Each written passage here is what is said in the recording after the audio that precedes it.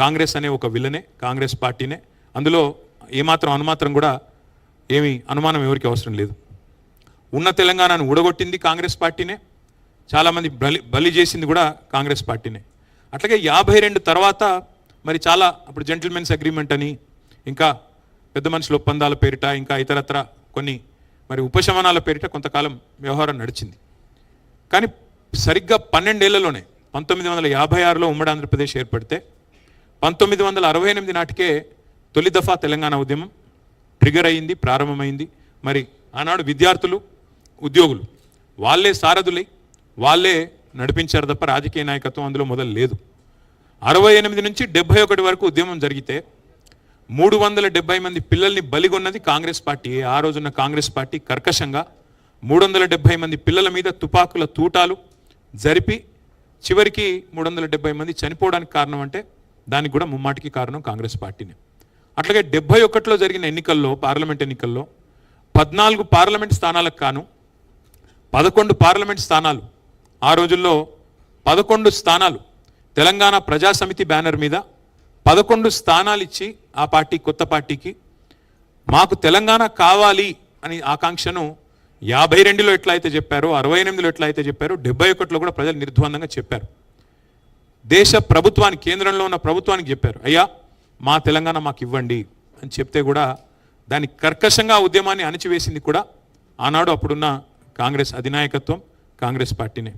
అట్లాగే మళ్ళీ 2001లో గులాబీ జెండా ఎగిరిన తర్వాత, కేసీఆర్ గారు మరి పార్టీ పెట్టిన తర్వాత, టీఆర్ఎస్ అనే పార్టీ పెట్టిన తర్వాత 2004లో మా దగ్గరకు వచ్చి పొత్తు పెట్టుకొని తెలంగాణ మనోభావాలను మేము గౌరవిస్తామని చెప్పి, రాష్ట్రం ఇస్తామని చెప్పి మరి ఎన్నికల ఎజెండాలో పెట్టి, అట్లాగే తర్వాత కామన్ మినిమం ప్రోగ్రాంలో పెట్టి భారత రాష్ట్రపతితో చెప్పించి 10 ఏళ్ల పాటు మమ్మల్ని కాల్చుకు తిన్నది తెలంగాణను. అల్టిమేట్గా 100,000 మంది పిల్లలు ప్రాణాలు కోల్పోవడానికి కారణం ఎవరైనా ఉన్నారంటే ఖచ్చితంగా తెలంగాణ కథలో నంబర్ 1 విలన్ కాంగ్రెస్ పార్టీ. అందులో ఎవరికి ఎలాంటి అనుమానం కూడా అవసరమే లేదు. కానీ వాస్తవం ఏమి? సరే, కాంగ్రెస్ 2004లో మాటిచ్చి 14 దాకా నెరవేర్చకపోయినా పోరాటాలు ఆగలేదు. పెద్దలు కేసీఆర్ గారి నాయకత్వంలో 10 ఏళ్ల పాటు మరి 4 నుంచి 14 దాకా కొట్లాడినాం. అంతకంటే ముందు 4 ఏళ్ల పాటు కూడా పోరాటం చేసినాం. కాబట్టే ఫైనల్గా జూన్ 2, 2014 నాడు తెలంగాణ రాష్ట్రం ఏర్పాటు జరిగింది. సరే, జూన్ 2 ఎట్లా వచ్చింది అంటే దాని వెనకాల నవంబర్ 29 ఉన్నది. నవంబర్ 29 రోజు కేసీఆర్ గారు కేసీఆర్ సచ్చుడో తెలంగాణ వచ్చుడో అని మొండిగా కూర్చోపోతే, కేసీఆర్ శవయాత్రనో తెలంగాణ జైత్రయాత్రనో అని కూర్చోపోతే ఇవాళ తెలంగాణ రాష్ట్రము లేదు. ఇక్కడ మనకు కూర్చొని మాట్లాడుకోవడానికి పుష్కర కాలం తర్వాత సందర్భం కూడా వచ్చే ప్రసక్తే లేదు. ఒక మొండితనం, ఒక సంకల్పం, ఉక్కు సంకల్పం ఉన్న నాయకుడు కేసీఆర్ గారు. ఇక్కడ అందరూ మీరు జర్నలిస్టులు, విఘ్నులు, పెద్దలు, రాజకీయాలను ఎప్పటి నుంచో చూస్తున్న వాళ్ళు, అవపోసన పట్టిన వాళ్ళు కూడా ఉన్నారు. నేను మిమ్మల్ని సూటిగా ఒకటే అడుగుతా ఉన్నా, భారతదేశ సమకాలీన రాజకీయాల్లో మీరు ఒక్క రాజకీయ నాయకుని చూపెట్టండి నాకు. 2001లో పార్టీ పెట్టినప్పుడు సమాజంలో, ప్రజల్లో ఉన్న ఒక అపనమ్మకాన్ని, అవిశ్వాసాన్ని, విశ్వాస లేమిని తొలగించడానికి నేను గనక ఎత్తిన జెండా దించితే నన్ను రాళ్లతో కొట్టి చంపే అధికారం మీకు ఇస్తున్నా అన్న ఒక్క రాజకీయ నాయకుని భారతదేశంలో మీరు నాకు దయచేసి చూపెట్టండి. అలాంటి సాహసం సామాన్యమైన సాహసం కాదు. ఆ మాట అనడానికి కూడా గుండె ధైర్యం కావాలి. అట్లాగే నేను హైదరాబాద్ నుండి బయలుదేరిపోతున్నా, ఆంధ్రప్రదేశ్ నుంచి బయలుదేరిపోతున్నా, మళ్ళీ తిరిగి తెలంగాణలోనే కాలు పెడతా అని చెప్పాలంటే కూడా గుండె ధైర్యం కావాలి, ఖలేజా కావాలి. అట్లాగే కేసీఆర్ సచ్చుడో తెలంగాణ వచ్చుడో, కేసీఆర్ శవయాత్రన తెలంగాణ జైత్రయాత్రన అని చెప్పాలంటే గుండె ధైర్యం కావాలి. అందుకే కేసీఆర్ గారు ఆ రోజు, ఇవాళ రియర్ వ్యూ మిర్రర్లో అన్ని క్లియర్గానే కనబడతాయి. ఇవాళ రాష్ట్రం ఏర్పడ్డ తర్వాత 12 ఏళ్ల తర్వాత ఎవరు పడితే వాళ్ళు ఏది పడితే అది మాట్లాడచ్చు. కానీ ఆ రోజు, ఆ నిమిషానికి, ఆ క్షణంలో ఉండే ఉద్విగ్నభరితమైన పరిస్థితుల్లో మరి కేసీఆర్ గారి సాహసం, ఆయనకి మొత్తం తెలంగాణ సమాజం అండగా నిలబడ్డ పద్ధతి, కేసీఆర్ గారితో పాటు మరి ఆనాడు తెలంగాణ సమాజం మొత్తం కులాలకు, మతాలకు అతీతంగా నిలబడ్డ పద్ధతి ఏదైతే ఉందో అల్టిమేట్గా మనం చూసినట్టయితే దానివల్లనే ఇవాళ తెలంగాణ రాష్ట్రం సాకారం అయ్యింది అనేది నిర్వివాదం. సరే, కాంగ్రెస్ పార్టీ మేము ఇచ్చాము అని చెప్పుకోవచ్చు. ఇవ్వక తప్పని అనివార్యత సృష్టించింది తెలంగాణ ప్రజాశక్తి. తెలంగాణలోని ప్రజా కదలికలు, ప్రజా బాహుల్యం ఇస్తావా చస్తావా అని చెప్పి కాంగ్రెస్ మెడ మీద కత్తి పెట్టకపోతే తెలంగాణ వచ్చే సమస్య లేదు. ఇది వాస్తవం, మీకు తెలుసు, నాకు తెలుసు. కాబట్టి ఎవరు ఏమి చెప్పినా ప్రజలు మరి అల్టిమేట్గా ఒక నిర్ణయం తీసుకున్నారు. ఏ నాయకుడి నాయకత్వంలో అయితే తెలంగాణ సాధించుకున్నామో ఆ నాయకుడి చేతుల్లోనే తెలంగాణ ఉంటే భద్రంగా ఉంటుందని చెప్పి 2014 మరి జూన్ 2 ఆ రోజు మీకు తెలుసు బ్రహ్మాండంగా కేసీఆర్ గారి నాయకత్వంలో కొత్త రాష్ట్రం ఏర్పడింది, కొత్త ప్రభుత్వం కూడా కొలువు తీరింది. మరి కొలువు తీరిన ఈ ప్రభుత్వం ఆ రోజు మేము ఒక నిర్ణయం తీసుకున్నాం. సరే, పోరాటంలో ఉద్యమంలో 14 ఏళ్ల పాటు జరిగిన మలిదశ పోరాటంలో ఎన్నో త్యాగాలు ఉన్నాయి, ఎన్నో ఉద్విగ్నభరితమైన అనుభవాలు ఉన్నాయి. కానీ ఉద్యమ లక్ష్యం నెరవేరింది, ఉద్యమం లక్ష్యాన్ని చేరింది. తెలంగాణ రాష్ట్రం కావాలనుకున్నాం, రాష్ట్రం వచ్చింది. వచ్చిన ఈ రాష్ట్రంలో ఇంకా పంచాయతీలొద్దు, ప్రాంతాలుగా విడిపోయిన ప్రజలుగా కలిసి ఉండాలి. ఎందుకంటే ఎన్నో లక్షల మంది సోదరులు ఇతర రాష్ట్రాల వాళ్ళు తెలంగాణలో నివాసం ఉంటున్నారు. అది కోస్తాంధ్రప్రదేశ్ కావచ్చు, రాయలసీమ కావచ్చు, కర్ణాటక కావచ్చు, తమిళనాడు కావచ్చు, కేరళ కావచ్చు, ఇంకోటి కావచ్చు, ఏ రాష్ట్రమైనా కావచ్చు. దేశంలోని అంతర్భాగం తెలంగాణ కాబట్టి ఎవరైనా సరే ఇక్కడికి వచ్చి స్థిరపడ్డ వాళ్ళు, ఇది మా భూమి అనుకున్న వాళ్ళు, భూమిపుత్రులుగా ఈ భూమిని ముద్దాడిన వాళ్ళు, ఈ భూమిని అభిమానించిన వాళ్ళు అందరూ మా వాళ్ళే అనే భావనతో 10 ఏళ్ల పాటు ఎంత ఉద్విగ్నభరితమైన ఉద్యమం, ఎంత ఉద్వేగభరితమైన ఉద్యమం జరిగినా ఒక్కటంటే ఒక్క చిన్న సంఘటన జరగకుండా శాంతి భద్రతల్ని అద్భుతంగా నిర్వహించి బలంగా ఈ రాష్ట్రాన్ని నిలబెట్టిన నాయకుడు కేసీఆర్ గారు. మీరు నన్ను అడిగితే ఏం సాధించారు 12 ఏళ్లలో అని మీరు అడిగితే, తెలంగాణ ఏం సాధించింది అని అడిగితే విజయాలు నేను లెక్కబెట్టి చెప్తే రవికాంత్ రెడ్డి గారు చెప్పిన టైం అయిపోతుంది. కానీ అయినా కొంతవరకు చెప్పే ప్రయత్నం నేను చేస్తాను. నీళ్లు, నిధులు, నియామకాలు, ఇది మా ఉద్యమానికి ఆనాడు శీర్షిక, ట్యాగ్ లైన్. మరి ఏం సాధించారు మీరు అని అడిగితే, వలసలు, కరువులతో, నెర్రెలు బారిన నేలలతో, నెత్తురుతో తడిసిన నేలల్లో సాగునీళ్లను పారించింది బీఆర్ఎస్ ప్రభుత్వం. అన్నమో రామచంద్ర అనే రాష్ట్రాన్ని దేశానికి అన్నం పెట్టే స్థాయికి, పంజాబ్ను, హర్యానాను తలదన్ని అన్నం పెట్టే స్థాయికి తీసుకొని పోయింది కేసీఆర్ నాయకత్వం. గోదావరి జలాల్లో, కృష్ణా జలాల్లో మాకు హక్కుగా సంక్రమించిన ప్రతి నీటి బొట్టుని ఒడిసిపట్టి అటు కాళేశ్వరాన్ని కాలంతో పోటీ పడుతూ పూర్తి చేసిన, ఇటు పాలమూరు రంగారెడ్డి ఎత్తిపోతల పథకాన్ని 90% పూర్తి చేసిన, సీతారామ ప్రాజెక్టును 80% పూర్తి చేసిన, ఇది చేసింది తెలంగాణలో సాగునీళ్లు పారాలని, కన్నీళ్లు బారిన తెలంగాణలో సాగునీళ్లు పారాలని. నెర్రలు బాసిన నేల, నెత్తురుగారిన నేలల్లో మళ్ళీ వ్యవసాయం జరగాలి, రైతులు వారి కళ్ళలో ఆనందం చూడాలని కేసీఆర్ గారు పరితపించారు. అట్లాగే ఒక్కసారి గుర్తు తెచ్చుకుంటే 2014 ముందు ఏంటిది పరిస్థితి? వలసలు, కరువులు, కన్నీళ్లు, ఆకలి కేకలు, ఎన్కౌంటర్లు, ఆత్మహత్యలు, నెర్రెలు బారిన నేలలు, పాడుబడ్డ ఇండ్లు, పడావుబడ్డ భూములు, ఇవన్నిటిని కూడా సంపూర్ణంగా ఈ ముఖ చిత్రాన్ని మార్చే ప్రయత్నం చేసింది కేసీఆర్. ఉద్యమ తెలంగాణని ఉజ్వల తెలంగాణగా నిలబెట్టాలనే ఒక బృహత్తరమైన యజ్ఞం చేసింది కేసీఆర్ నాయకత్వం. ఒక్క దశాబ్ద కాలంలోనే ఇవాళ గర్వంగా చెప్తా ఉన్నా, కేసీఆర్ బిడ్డగా, తెలంగాణ బిడ్డగా, తెలంగాణ భూమిపుత్రుడిగా చెప్తా ఉన్నా, గర్వంగా చెప్తా ఉన్నా. ఒక సుసంపన్నమైన తెలంగాణను ఆవిష్కరించి భారతదేశం ముందు పెట్టాం. దశాబ్ద కాలంలోనే ఒక సస్యశ్యామల సిరి సంపదల దృశ్యాలను ఆవిష్కరించే నాయకత్వం మా పార్టీకి ఉన్నది, ఈ రాష్ట్రానికి ఉన్నదని గర్వంగా చెప్పుకునే పరిస్థితి. మాకు అన్నిటికన్నా ఆనందం కలిగించే ఒక సందర్భం ఏమంటే, మీకు నాయకత్వ పటిమ ఉందా తెలంగాణలో, అసలు ఆ నాయకత్వ కెపాసిటీ ఉందా అని చాలామంది అడిగేటోళ్ళు మమ్మల్ని ఉద్యమ సమయంలో. కానీ కేసీఆర్ గారి నాయకత్వం చూసిన తర్వాత మాకు కూడా ఇట్లాంటి ముఖ్యమంత్రి ఉంటే బాగుండు అని ఎవరైతే మీకు నాయకత్వ పటిమ ఉందా అని అడిగిన వాళ్ళ నోటెంబడే మాకు కూడా ఇలాంటి నాయకుడు ఉంటే బాగుండు అనే మాట అనిపించగలిగామంటే that is KCR, that is BRS, that is Telangana. అట్లాగే 1-2 కాదు, ఏమేమిటి నుంచి విముక్తి పొందినాము? నల్లగొండ జిల్లా ఫ్లోరైడ్తో తల్లడిల్లిన జిల్లా, లక్షల మంది బొక్కలు వంకరపోయిన జిల్లా. అంతకుముందు పరిపాలించిన గొప్ప గొప్ప పాలకుల వల్ల, పక్కన కృష్ణానది ఉన్నా కనీసం నీళ్ళు ఇవ్వలేని అసమర్థత వల్ల బొక్కల్లో మూలుగు చచ్చిపోయిన జిల్లా నల్లగొండ జిల్లా. అట్లాంటి నల్లగొండ జిల్లాకి శాశ్వతంగా ఫ్లోరోసిస్ అనే దరిద్రం నుంచి విముక్తి ప్రసాదించింది కేసీఆర్ గారి నాయకత్వం, మిషన్ భగీరథ అనే కార్యక్రమం ద్వారా. మగ్గాల మీద మరణ మృదంగం మోగేది తెలంగాణలో, సిరిసిల్ల కావచ్చు, జమ్మికుంట కావచ్చు, గద్వాల కావచ్చు, పోచంపల్లి, ఇవాళ దాని నుంచి విముక్తి ఇవ్వగలిగాం కేసీఆర్ గారి నాయకత్వంలో. రైతుల ఆత్మహత్యల్లో మహారాష్ట్ర, తెలంగాణ టాప్లో ఉండేది భారతదేశంలో. అట్లాంటి పరిస్థితి నుంచి చివరికి టైమ్స్ ఆఫ్ ఇండియా అనే పత్రిక రాసింది, lowest suicides in the entire country, farmer suicides Telangana అని చెప్పే పరిస్థితి తీసుకొచ్చింది కేసీఆర్ గారి నాయకత్వం. అట్లాగే ఏం విప్లవాలు సాధించారు, మీరు ఏం సాధించారు విజయాలు అంటే, దేశానికి అన్నం పెట్టే స్థాయికి పోయాం కదా. పంజాబ్ను, హర్యానాను తలదన్ని దేశానికి అన్నపూర్ణగా మారింది కదా. ఒక కరువు ప్రాంతం, నీళ్లు లేక తల్లడిల్లిన ప్రాంతం, అంతకంటే గొప్ప విజయం ఏముంటుంది. అట్లాగే కరెంటు అనేది ఉండేదే కాదు తెలంగాణలో. ఉచిత కరెంట్ అని కాంగ్రెస్ ఏదైతే పెట్టిందో ఉత్త కరెంటే, అది కరెంట్ ఉంటే కదా ఉచిత కరెంటు. అలాంటి ఉత్త కరెంటు పరిస్థితి నుంచి 24 గంటలు వ్యవసాయానికి ఉచితంగా ఇచ్చిన ఒకే ఒక్క నాయకుడు భారతదేశంలో ఈ రోజుకి. 79 ఏళ్ల స్వాతంత్ర భారతదేశంలో ఒక్కడే పార్టీ, ఒక్కడే నాయకుడు, రైతుకి 24 గంటలు ఉచితంగా కరెంట్ ఇచ్చిన నాయకుడు కేసీఆర్. అది తెలంగాణ. ఇది విజయం కాదా? రైతు బంధు లాంటి పథకం, రైతుల దగ్గర డబ్బులు తీసుకున్న ప్రభుత్వాలు ఎన్నో ఉన్నాయి, భూమి శిస్తు, నీటి తీరువా. కానీ ఒక భూమిపుత్రుడుగా, ఒక రైతు బిడ్డగా, రైతు కష్టం తెలిసిన బిడ్డగా, రైతుగా కేసీఆర్ గారు రైతు బంధు అనే ఒక విప్లవాత్మకమైన పథకాన్ని తీసుకొచ్చారు. మేము అది ఎన్నికల్లో హామీ కూడా ఇవ్వలేదు. మేము ఎకరానికి 10,000 రూపాయలు ఇచ్చి 72 లక్షల మంది రైతుల ఖాతాల్లో 73,000 కోట్ల రూపాయలు వేసిన ఒకే ఒక్క నాయకుడు భారతదేశంలో కేసీఆర్.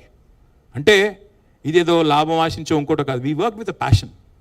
తెలంగాణని మేము ఒక ప్యాషనేట్ జాబ్గా, ఒక టాస్క్గా తీసుకున్నాం తప్ప, ఒక బాధ్యతగా తీసుకున్నాం తప్ప, అధికారాన్ని ఒక ఆలంబనగా చేసుకుని ఏదో చేద్దాం అనే ప్రయత్నం మేము ఎన్నడూ చేయలేదు. ఇంకొక మాటలో చెప్పాలంటే, నీళ్లు, నిధులు, నియామకాలు, నిధుల విషయానికి వస్తే, మేము బాధ్యత తీసుకున్నాడు తెలంగాణ యొక్క తలసరి ఆదాయం, భారతదేశంలో తెలంగాణ యొక్క తలసరి ఆదాయం 94,000 రూపాయలు. మేము బాధ్యతల నుంచి ర్యాంక్ 12, భారతదేశంలో నెంబర్ 12 ర్యాంక్ పర్ క్యాపిటల్ ఇన్కంలో మేము బాధ్యత తీసుకున్నాడు. మేము బాధ్యత నుంచి వైదొలిగిన నాడు డిసెంబర్ 3, 2023లో తెలంగాణ యొక్క ర్యాంక్ నెంబర్ 1, 3,47,000 రూపాయల తలసరి ఆదాయంతో భారతదేశంలోనే అగ్రభాగాన్ని నిలబెట్టింది కేసీఆర్ గారి నాయకత్వం, బీఆర్ఎస్ నాయకత్వం. మేము బాధ్యత తీసుకున్న నాడు gross state domestic product GSDP 4.5 లక్షల కోట్లుంటే మేము దిగిపోయే నాడు 15 లక్షల కోట్లు. మధ్యలో కరోనా వచ్చింది 2 ఏళ్ళు, అయినా ఎక్కడా కూడా ఆగలేదు. ఒక అమోఘమైన ఆర్థిక విప్లవాన్ని సృష్టించింది కేసీఆర్ నాయకత్వం. 200 ఉన్న గురుకుల పాఠశాలల్ని 1022 గురుకులాలకు తీసుకెళ్ళింది కేసీఆర్ గారి నాయకత్వం. 6.5 లక్షల మంది పిల్లలకి విద్యా బుద్ధులు, SC, ST, BC మైనారిటీ పిల్లలు, చదువుకి దూరంగా ఉన్న వర్గాల పిల్లలకి మరి ఒక్కొక్క విద్యార్థి మీద 1,20,000 రూపాయలు ఖర్చు పెట్టి IITల్లో, IIMలో, NITల్లో, టాప్ ఇంజనీరింగ్ కాలేజీలలో, టాప్ మెడికల్ కాలేజీలలో సీట్లు వచ్చే విధంగా చేసింది కేసీఆర్ గారి నాయకత్వం, బీఆర్ఎస్ నాయకత్వం. అట్లాగే భారతదేశంలోనే ఒకే ఒక్క రాష్ట్రం, ప్రతి జిల్లాలో 33 జిల్లాలు ఉంటే 33 జిల్లాల్లో ఒక్కొక్క జిల్లాలో ప్రభుత్వ మెడికల్ కాలేజు, అదే జిల్లాలో ప్రభుత్వ నర్సింగ్ కాలేజ్ ఉన్న ఒకే ఒక్క రాష్ట్రం తెలంగాణ. తెలంగాణ ఏర్పడక ముందు మొత్తం తెలంగాణ ప్రాంతంలో ఉన్నది 5 మెడికల్ కాలేజీలు. అందులో స్వాతంత్రం రాకపూర్వమే ఉన్నది ఉస్మానియా, గాంధీ. తర్వాత వచ్చింది కేవలం కాకతీయ, రిమ్స్, నిజామాబాద్లో వచ్చిన ఇంకో యూనివర్సిటీ, తెలంగాణ యూనివర్సిటీ.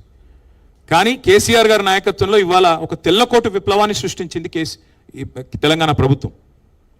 ప్రతి జిల్లాలో ఒక మెడికల్ కాలేజ్, ఈ దేశంలో ఎక్కడా లేదు. కేసీఆర్ కిట్తో మాతా శిశు మరణాలు తగ్గించాం. ఇన్లాండ్ ఫిషరీస్లో, జనరల్గా చేపల పెంపకం, రొయ్యల పెంపకం అంటే అంతా కోస్తాంధ్ర అనుకుంటారు, కానీ ఇన్లాండ్ ఫిషరీస్లో number 1 state in the country Telangana under KCR. ఇది నా కవిత్వం కాదు, ఇవన్నీ డేటా స్టాటిస్టిక్స్ మీరు గూగుల్లో కొడితే మీకే వస్తుంది. ChatGPT అడిగితే ChatGPT కూడా చెప్తుంది. మేము బాధ్యత తీసుకున్న నాడు ఒక అనుమానం ఉండేది హైదరాబాద్ మీద. ఇక్కడికి కొత్త పరిశ్రమలు రావడమేమో కానీ ఉన్న పరిశ్రమలు పోతాయంట కదా, పెట్టుబడులు తరలిపోతాయంట కదా అని ఒక అనుమానం నీడలు. 3 లక్షలు ఉండేది IT కొలువులు, 10 లక్షలకు తీసుకొని పోయాం. టు బి ప్రిసైజ్ 9.5 lakhs తీసుకొని పోయింది కేసీఆర్ గారి నాయకత్వం. భారతదేశంలోనే అమోఘమైన IT విప్లవాన్ని, fastest growing state in the entire country, బెంగళూరును తలదన్నాం 3 సార్లు. ఇది భారతదేశంలో ఎవరు చేయని ఫీట్ అది. అట్లాగే 1-2 కాదు, విశ్వవిఖ్యాత కంపెనీలకు తెలంగాణని చిరునామాగా మార్చాం. అమెజాన్ కావచ్చు, గూగుల్ కావచ్చు, మెటా కావచ్చు, యాపిల్ కావచ్చు, ఊబర్, సేల్స్ ఫోర్స్, ఇంకా చెబుతూ చాలా ఉన్నాయి. వాటన్నిటినీ హైదరాబాద్కి రప్పించాము. అల్టిమేట్గా హైదరాబాద్ని ప్రపంచ పటంలో అద్భుతంగా మార్కెటింగ్ చేసి తెలంగాణ అంటే తెలియని వాళ్ళకి తెలంగాణను పరిచయం చేశాం. సాగునీటి రంగం ఇప్పుడే నేను చెప్పాను, ఇంకొక మాటలో చెప్తాను. తెలంగాణ రాకపూర్వం ఇక్కడ సాగునీటి విస్తీర్ణం 1,31,00,000 ఎకరాలు. 2014లో సాగు విస్తీర్ణం పంటలు పండేది 1,31,00,000 ఎకరాల్లో. కానీ 2023 నాటికి మేము దిగిపోయే నాటికి 2,29,00,000కు సాగు విస్తీర్ణం చేరింది. అంటే దాని వెనకాల ఉన్నది మరి మిషన్ కాకతీయ, కాళేశ్వరం లాంటి ప్రాజెక్టు, అదేవిధంగా పెండింగ్ ప్రాజెక్టులను రన్నింగ్ ప్రాజెక్టులుగా మార్చడం, వీటన్నిటి వల్ల ఈ సాగునీటి విప్లవం కూడా వచ్చింది. ఇక గ్రామాలు ఆదర్శ గ్రామాలుగా వెలిసిలాయి. ఒక గంగదేవిపల్లి ఉండేది తెలంగాణ ఏర్పడక ముందు, ఒకటే ఒక గంగదేవిపల్లి ఆదర్శ గ్రామం అంటే. కానీ తెలంగాణ ఏర్పడిన తర్వాత top 20 villages in the country ఎక్కడ, బెస్ట్ విలేజెస్ ఎక్కడ అని కేంద్ర ప్రభుత్వం అవార్డులు ఇస్తే, కేంద్ర rural development ministry 19 were from Telangana. జాతీయ పంచాయతీరాజ్ దినోత్సవం రోజు 30% అవార్డులు, 3% జనాభా ఉండే రాష్ట్రం 30% అవార్డులు కొట్టింది. That is Telangana. పల్లె ప్రగతి అనే కార్యక్రమం ద్వారా ట్రాక్టర్లు, ట్రాలీలు, వైకుంఠధామాలు, పల్లె ప్రకృతి వనాలు, నర్సరీలు, అవార్డుల పంట పండించి పల్లె ప్రగతి ద్వారా ఒక విప్లవాన్ని, గ్రామ స్వరాజ్య విప్లవాన్ని సాధించింది కేసీఆర్ నాయకత్వం. భూమిపుత్రులుగా తెలంగాణ సాధించుకున్న తర్వాత ఇక్కడి పేదల మీద అభిమానంతో, ఇక్కడి పేద ప్రజల మీద మమకారంతో ఎన్నో మానవీయమైన పథకాలు తెచ్చుకున్నాం. 200 రూపాయల పెన్షన్ ఉండేది తెలంగాణ వచ్చినప్పుడు, దాన్ని 2,000 చేసుకున్నాం. 2,000 రూపాయలు చేసుకున్నాం. 46 లక్షల మందికి ఆసరగా నిలబడ్డాం. అట్లాగే 1 కాదు 2 కాదు, what Telangana does today India does tomorrow అనే విధంగా, ఇండియా ఫాలోస్ టుమారో అనే విధంగా తెలంగాణ ఆచరిస్తుంది, దేశం అనుసరిస్తుంది అనే పద్ధతుల్లో దేశానికే పరిపాలనలో కొన్ని కొత్త పాఠాలు కూడా నేర్పింది తెలంగాణ. ఇది వాస్తవం. రైతు బంధు అని మనం పెడితే 2015లో మోడీ గారు 2018లోనో 17లోనో PM కిసాన్ సమ్మాన్ అని చెప్పి రైతు బంధును కాపీ కొట్టి వాళ్ళు పెట్టుకున్నారు. ఒక 12 రాష్ట్రాల్లో పెట్టుకున్నారు. కాలియా పేరిట ఒక రాష్ట్రంలో, కృషి బంధు పేరిట ఒక రాష్ట్రంలో రైతు బంధు పథకం దేశానికే ఆదర్శంగా మారింది. మిషన్ భగీరథ పేరిట ఇంటింటికి నీళ్లు మనమిస్తే దేశానికే ఆదర్శంగా మారి హర్ ఘర్ జల్ అనే పథకం వచ్చింది. మిషన్ కాకతీయ అని మనం ప్రారంభిస్తే అమృత్ సరోవర్ అని చెప్పి కేంద్ర ప్రభుత్వం కాపీ కొట్టి వాళ్ళు కూడా పెట్టుకున్నారు. Imitation is the best form of flattery అంటారు. కాబట్టి definitely what Telangana has done is contributed to the nation. We are less than 3% of India, కానీ we contribute to 5% of India's GDP. We contribute to nation building. జాతి నిర్మాణంలో ఒక కీలకమైన పాత్ర పోషించింది తెలంగాణ. నేను ఇప్పుడు చెప్పింది ఏదైనా తప్పు అని రుజువు ఎవరైనా చేయగలుగుతారా నేను సవాల్ చేస్తా ఉన్నా ప్రెస్ క్లబ్ వేదిక. అది కాంగ్రెస్ మిత్రులు కావచ్చు, బీజేపీ మిత్రులు కావచ్చు, ఇవాళ మీరు దేశంలో చాలా రాష్ట్రాల్లో అధికారంలో ఉన్నారు. తెలంగాణ సాధించిన ప్రగతి కంటే కేసీఆర్ గారి నాయకత్వంలో భారతదేశంలో ఏ రాష్ట్రమైనా గనక మాకంటే ఎక్కువ సాధించింది అని మీరు రుజువు చేస్తే నేను శాశ్వతంగా రాజకీయాల నుంచి తప్పుకుంటా. That is my open challenge to both Congress and BJP. మీరు ఇవాళ పరిపాలిస్తున్న 25-26 రాష్ట్రాల్లో ఎక్కడైనా ఒక రాష్ట్రంలో ఇంతకంటే ఎక్కువ చేశామని మీరు చూపెడితే నేను శాశ్వతంగా రాజకీయాల నుంచి తప్పుకుంటాను. గణాంకాలతో సహా నేను చెప్తా ఉన్నా. నేనేమి కాకి లెక్కలు చెప్పట్లేదు, కాగు లెక్కలు చెప్తా ఉన్నా. కాబట్టి నేను అనేది ఒకటే, ఎన్నో కళ్ళు చెదిరే కట్టడాలు, ఎన్నో సాహసోపేతమైన సంస్కరణలు, ఎన్నో పథకాలు. ఒక మాటలో చెప్పాలి, తెలంగాణ ఏం చేసింది 10 ఏళ్ళు కేసీఆర్ గారి నాయకత్వంలో అంటే ఒక సమగ్ర, సమీకృత, సమతుల్య, బ్యాలెన్స్డ్, ఇంటిగ్రేటెడ్ అండ్ హోలిస్టిక్ అప్రోచ్తో అన్ని వర్గాలను కలిపి నడిపింది తెలంగాణ. వీళ్ళు వాళ్ళని కాదు, విద్యార్థులు, నిరుద్యోగులు, ఉద్యోగులు, మహిళలు, చెప్పుకుంటూ పోతే ఇంకా చాలా ఉన్నాయి, కార్మికులు, కర్షకులు, ప్రతి వర్గానికి మేలు చేశాం. ఉద్యోగులకు హైయెస్ట్ ఫిట్మెంట్ భారతదేశంలో ఇచ్చింది కేసీఆర్ గారి ప్రభుత్వం. 73% ఫిట్మెంట్ ఇచ్చింది భారతదేశంలో. ఎక్కడా లేదు, ఏ బీజేపీ ప్రభుత్వం లేదు, ఏ కాంగ్రెస్ ప్రభుత్వం లేదు. Highest special increment on Telangana formation. ఎందుకంటే తెలంగాణ ఫార్మేషన్లో మాతో పాటు కొట్లాడిన వాళ్ళు ఉద్యోగులు, మాతో పాటు కదం దొక్కిన వాళ్ళు టీఎన్జిఓలు, తెలంగాణలోని ప్రభుత్వ ఉద్యోగులు పెన్ డౌన్ చేశారు. సకల జనుల సమ్మెలో మాతో నడిచారు. అందుకే వారి మీద మమకారంతో వారిని 73% ఫిట్మెంట్ ఇచ్చి కాపాడుకున్నాం. ఎన్ని ప్రచారాలు చేసినా, ఎన్ని రకాల దుర్మార్గమైన కార్యక్రమాలు మా మీద చేసినా అవన్నీ పట్టించుకోకుండా తదేక దీక్షతో ముందుకు పోయాం. కానీ మేము మమకారంతో పనిచేసుకుంటూ పోతే అహంకారం అని ముద్రేశారు మా మీద. కేసీఆర్ గారి కుటుంబం మాత్రమే బాగుపడ్డదన్నారు. మొత్తం 4 కోట్ల ప్రజలు నా కుటుంబం అని చెప్పి కేసీఆర్ గారు భావిస్తే ఆ 4 కోసమే తెలంగాణ వచ్చిందా అని చెప్పి విష ప్రచారం చేశారు. పర్వాలేదు, అధికారం ఎవరికి శాశ్వతం కాదు. అధికారంలో శాశ్వతంగా ఉంటామని ఎవరైనా అనుకుంటే వాళ్ళు మూర్ఖులు. కాబట్టి ఆ బాధ ఏమీ లేదు, అధికారం పోయిందనే బాధ ఏమాత్రం లేదు.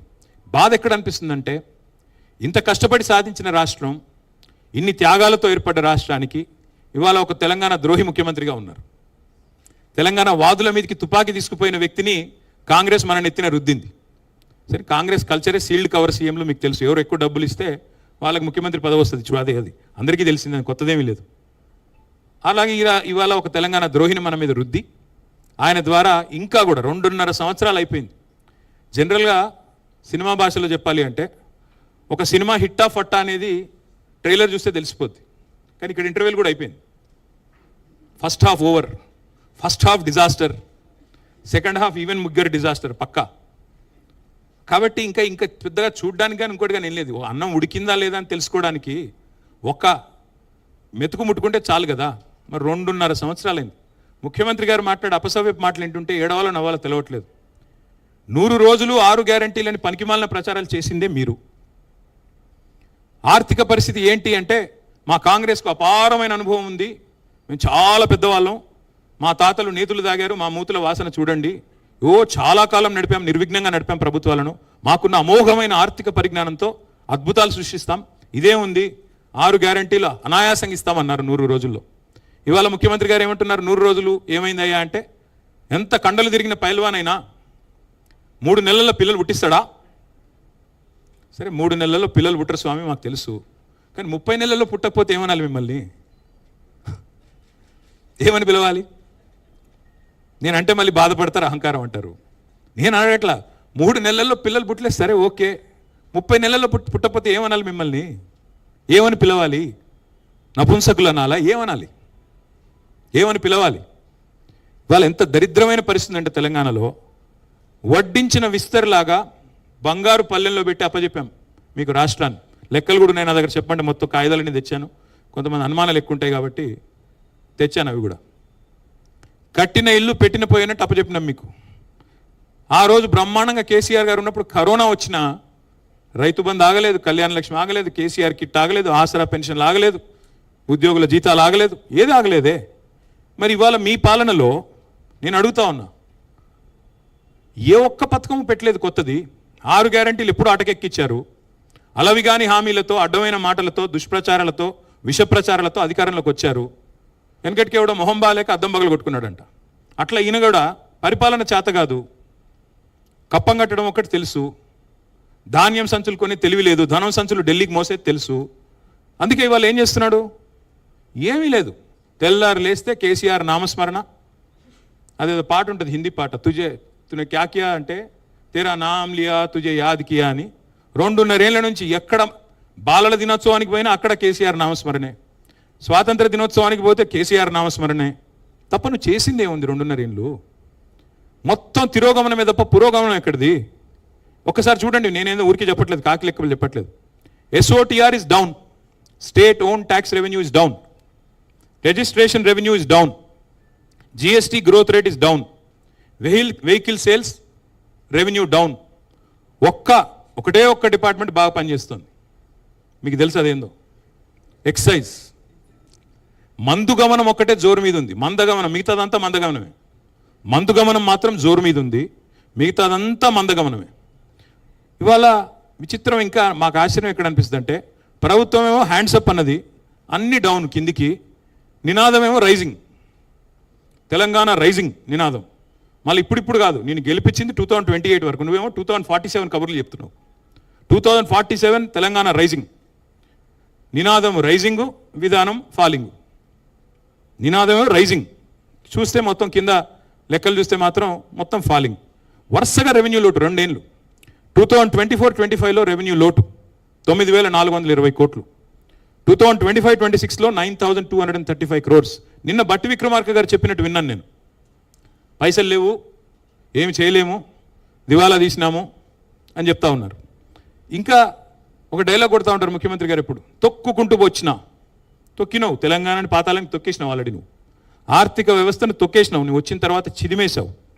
కరోనా కాలంలో కంటే కూడా ఇప్పుడు కాంగ్రెస్ కాలంలోనే ఇంకా డేంజరస్ ట్రెండ్స్ ఉన్నాయి. ఇప్పుడు ఆర్థిక పరంగా చూసినట్టయితే కరోనా కంటే కూడా కాంగ్రెస్ డేంజర్ అనేది వాళ్ళ ప్రజలకు అర్థమైంది. స్వయం పాలనలో తెలంగాణ స్వయం పోషకంగా ఎదిగింది. 84% స్టేట్ ఓన్ ట్యాక్స్ రెవెన్యూస్తో highest SOTR in the country Telangana. కేంద్రం దిక్కులు చూసే అవసరం లేకుండా తీర్చిదిద్దారు కేసీఆర్. తెలంగాణ స్వయం పోషక రాష్ట్రంగా తన కాళ్ళ మీద, మేము సెల్ఫ్ డబ్బాలు కొట్టుకోలేదు, సెల్ఫ్ రిలయంట్గా ఎదిగాం. సెల్ఫ్ డబ్బాలు కొట్టుకోకుండా సెల్ఫ్ రిలయంట్గా తెలంగాణ ఉండాలని ప్రయత్నం చేశాం. అందుకే దేశంలో హైయెస్ట్ ఎస్ఓటిఆర్ తెలంగాణ. ఇవాళ చూస్తే మరి ఒకటిగా నేను చెప్పమంటే లెక్కలు చాలా ఉన్నాయి. 23-24 నాటికి ఎస్ఓటిఆర్లో మరి దేశంలో నెంబర్ 1 తెలంగాణ. 10 ఏళ్ళు టాప్ స్టేట్ ఆర్థిక పరంగా చూసినట్టయితే. మరి ఇప్పుడు గత 2.5 ఏళ్ళు కాంగ్రెస్ ఏళ్ళలో ఏం జరిగింది? 2023లో ఎస్ఓటిఆర్ 1,11,798. నెక్స్ట్ ఇయర్ పెరగాలి జనరల్గా అయితే. నెక్స్ట్ ఇయర్ ఏం జరిగింది? 24-25కి పెరగాల్సింది పోయి 1,09,000 కోట్లు. 1,11,000 ఉన్నది, 1,09,000 కోట్లు అంటే ఇంకా 2,000 కోట్లు తగ్గింది. ఇక 26లో మరి ఏమవుతుందో చూడాలి. ఎందుకు చెప్తా ఉన్నా అంటే జిఎస్టీలో ఇదే పరిస్థితి, అక్కడ కూడా డౌను, రిజిస్ట్రేషన్ ఆదాయం డౌను. అట్లాగే అన్ని రంగాల్లో మీరు ఏ రంగం అన్నా తీసుకోండి, డౌన్ తప్ప పైకి లేదు. ముఖ్యమంత్రి గారు రాష్ట్ర ప్రభుత్వం అడ్వర్టైజ్మెంట్లు ఇస్తూ ఉంది. ఏమని? నిన్న ఇంకోటి విచిత్రం, భట్టి విక్రమార్క గారు పైనేమో పేపర్లో ఆర్థిక పరిస్థితి బాగాలేదు, కింద చూస్తేనేమో అరపేజ్ ప్రకటన. మళ్ళీ ఆర్థిక పరిస్థితి బాగాలేదు, కింద అరపేజ్ ప్రకటన. మీ ముఖారవిందాలు ఎందుకు అక్కడ? మరి కొద్దిగా దుబారా చేయకుండా కాపాడొచ్చు కదా, అది మాత్రం లేదు. అట్లా ఇంకా విచిత్రం, మమ్మల్ని మాట్లాడితే ముఖ్యమంత్రి గారు అనే మాట కేసీఆర్ గారు అప్పులపాలు చేసిపోయారు.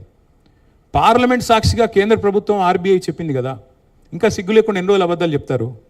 ఒక మంత్రి గారేమో 6 లక్షల కోట్ల అప్పు అంటాడు, ఇంకొక ఆయన 8 లక్షల కోట్ల అప్పు అంటాడు, ఇంకొక ఆయన 10 లక్షల కోట్ల అప్పు అంటాడు. వాళ్ళ నోరికి ఎంత వస్తే అంత మొక్కాల. మంత్రులు, క్యాబినెట్లో ఉండే మంత్రులకే సయోధ్య లేదు, శృతి లేదు.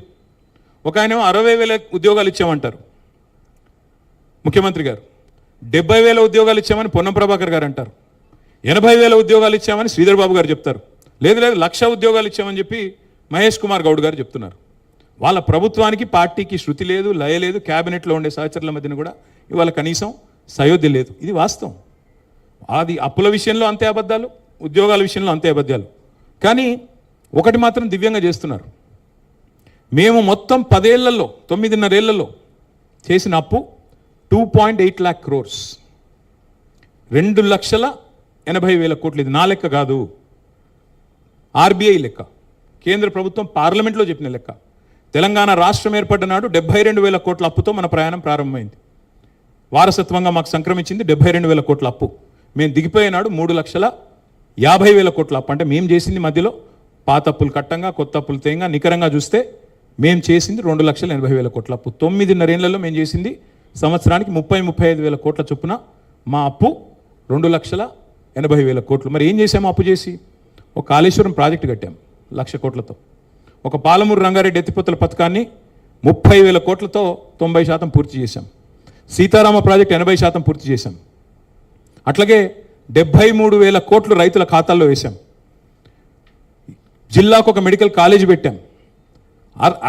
అస్తవ్యస్తంగా ఉన్న కరెంటు సరఫరాని దివ్యంగా చేసి, మా మిర్యాలగూడ మాజీ ఎమ్మెల్యే భాస్కర్ గారు ఇక్కడే ఉన్నారు, దామెరచెర్లలో భారతదేశంలోనే అతిపెద్దదైన అల్ట్రా మెగా పవర్ ప్రాజెక్టు 35,000 కోట్ల రూపాయలతో కట్టాం. ఏం చేశారు కేసీఆర్ అప్పు చేసి అంటే 15 లక్షల మంది ఆడపిల్లల పెళ్లిళ్ళు చేశారు, కళ్యాణ లక్ష్మి షాదీ ముబారక్ ఇచ్చి. 15 లక్షల మంది పిల్లలకి కేసీఆర్ కిట్లు ఇచ్చారు, 1000 గురుకుల పాఠశాలలు పెట్టారు, ప్రతి జిల్లాలో కలెక్టరేట్ కట్టారు, ప్రతి జిల్లాలో ఎస్పీ ఆఫీస్ కట్టారు, కొత్త జిల్లాలు, కొత్త మండలాలు, కొత్త రెవెన్యూ డివిజన్లు, కొత్త మున్సిపాలిటీలు, తాండాలు, పంచాయతీలు, ఇవన్నీ చేసిండు కేసీఆర్. నేను అడుగుతా ఉన్నా రేవంత్ రెడ్డి గారిని, అప్పులు చేయడంలో మాత్రం ఇవాళ రేవంత్ రెడ్డి గారి ప్రభుత్వం కొత్త రికార్డులు సృష్టిస్తున్నది. 50% టైం అయింది రేవంత్ రెడ్డి గారి ప్రభుత్వాన్ని. 4 లక్షల కోట్ల అప్పు చేసింది ఇప్పటికి. మేము మొత్తం 9.5 ఏళ్లలో చేసిన అప్పు 2,80,000 కోట్లు అయితే, రేవంత్ రెడ్డి గారి ప్రభుత్వం ఇప్పటికి చేసిన అప్పు 4 లక్షల కోట్లు 2.5 ఏళ్లలో. ఏం చేశారు మరి? 4 లక్షల కోట్ల అప్పు చేసి రైతు బంధు ఇచ్చావా? యూరియా ఇచ్చావా? 4,000 పెన్షన్ అన్నావు 100 రోజుల్లో ఇచ్చినావా? మహిళలకు 2,500 ఇస్తాను ఇచ్చావా? దివ్యాంగులకు 6,000 అన్నావు ఇచ్చావా? నిరుద్యోగులకు 4,000 భృతి అన్నావు ఇచ్చినావా? 2 లక్షల ఉద్యోగాలు మొదటి సంవత్సరంలో ఇస్తా అన్నావు ఇచ్చావా? ఏదీ లేదు. ఇంకోటి ఇంకా విచిత్రమైన విషయం, అప్పులు బ్రహ్మాండంగా చేస్తున్నారు, రెండో వైపు పరిమితికి మీరి అప్పులు చేస్తున్నారు. ఇంకా విచిత్రమైన విషయం, ల్యాండ్ ఆక్షన్లు బ్రహ్మాండంగా జరుగుతున్నాయని ప్రకటనలు.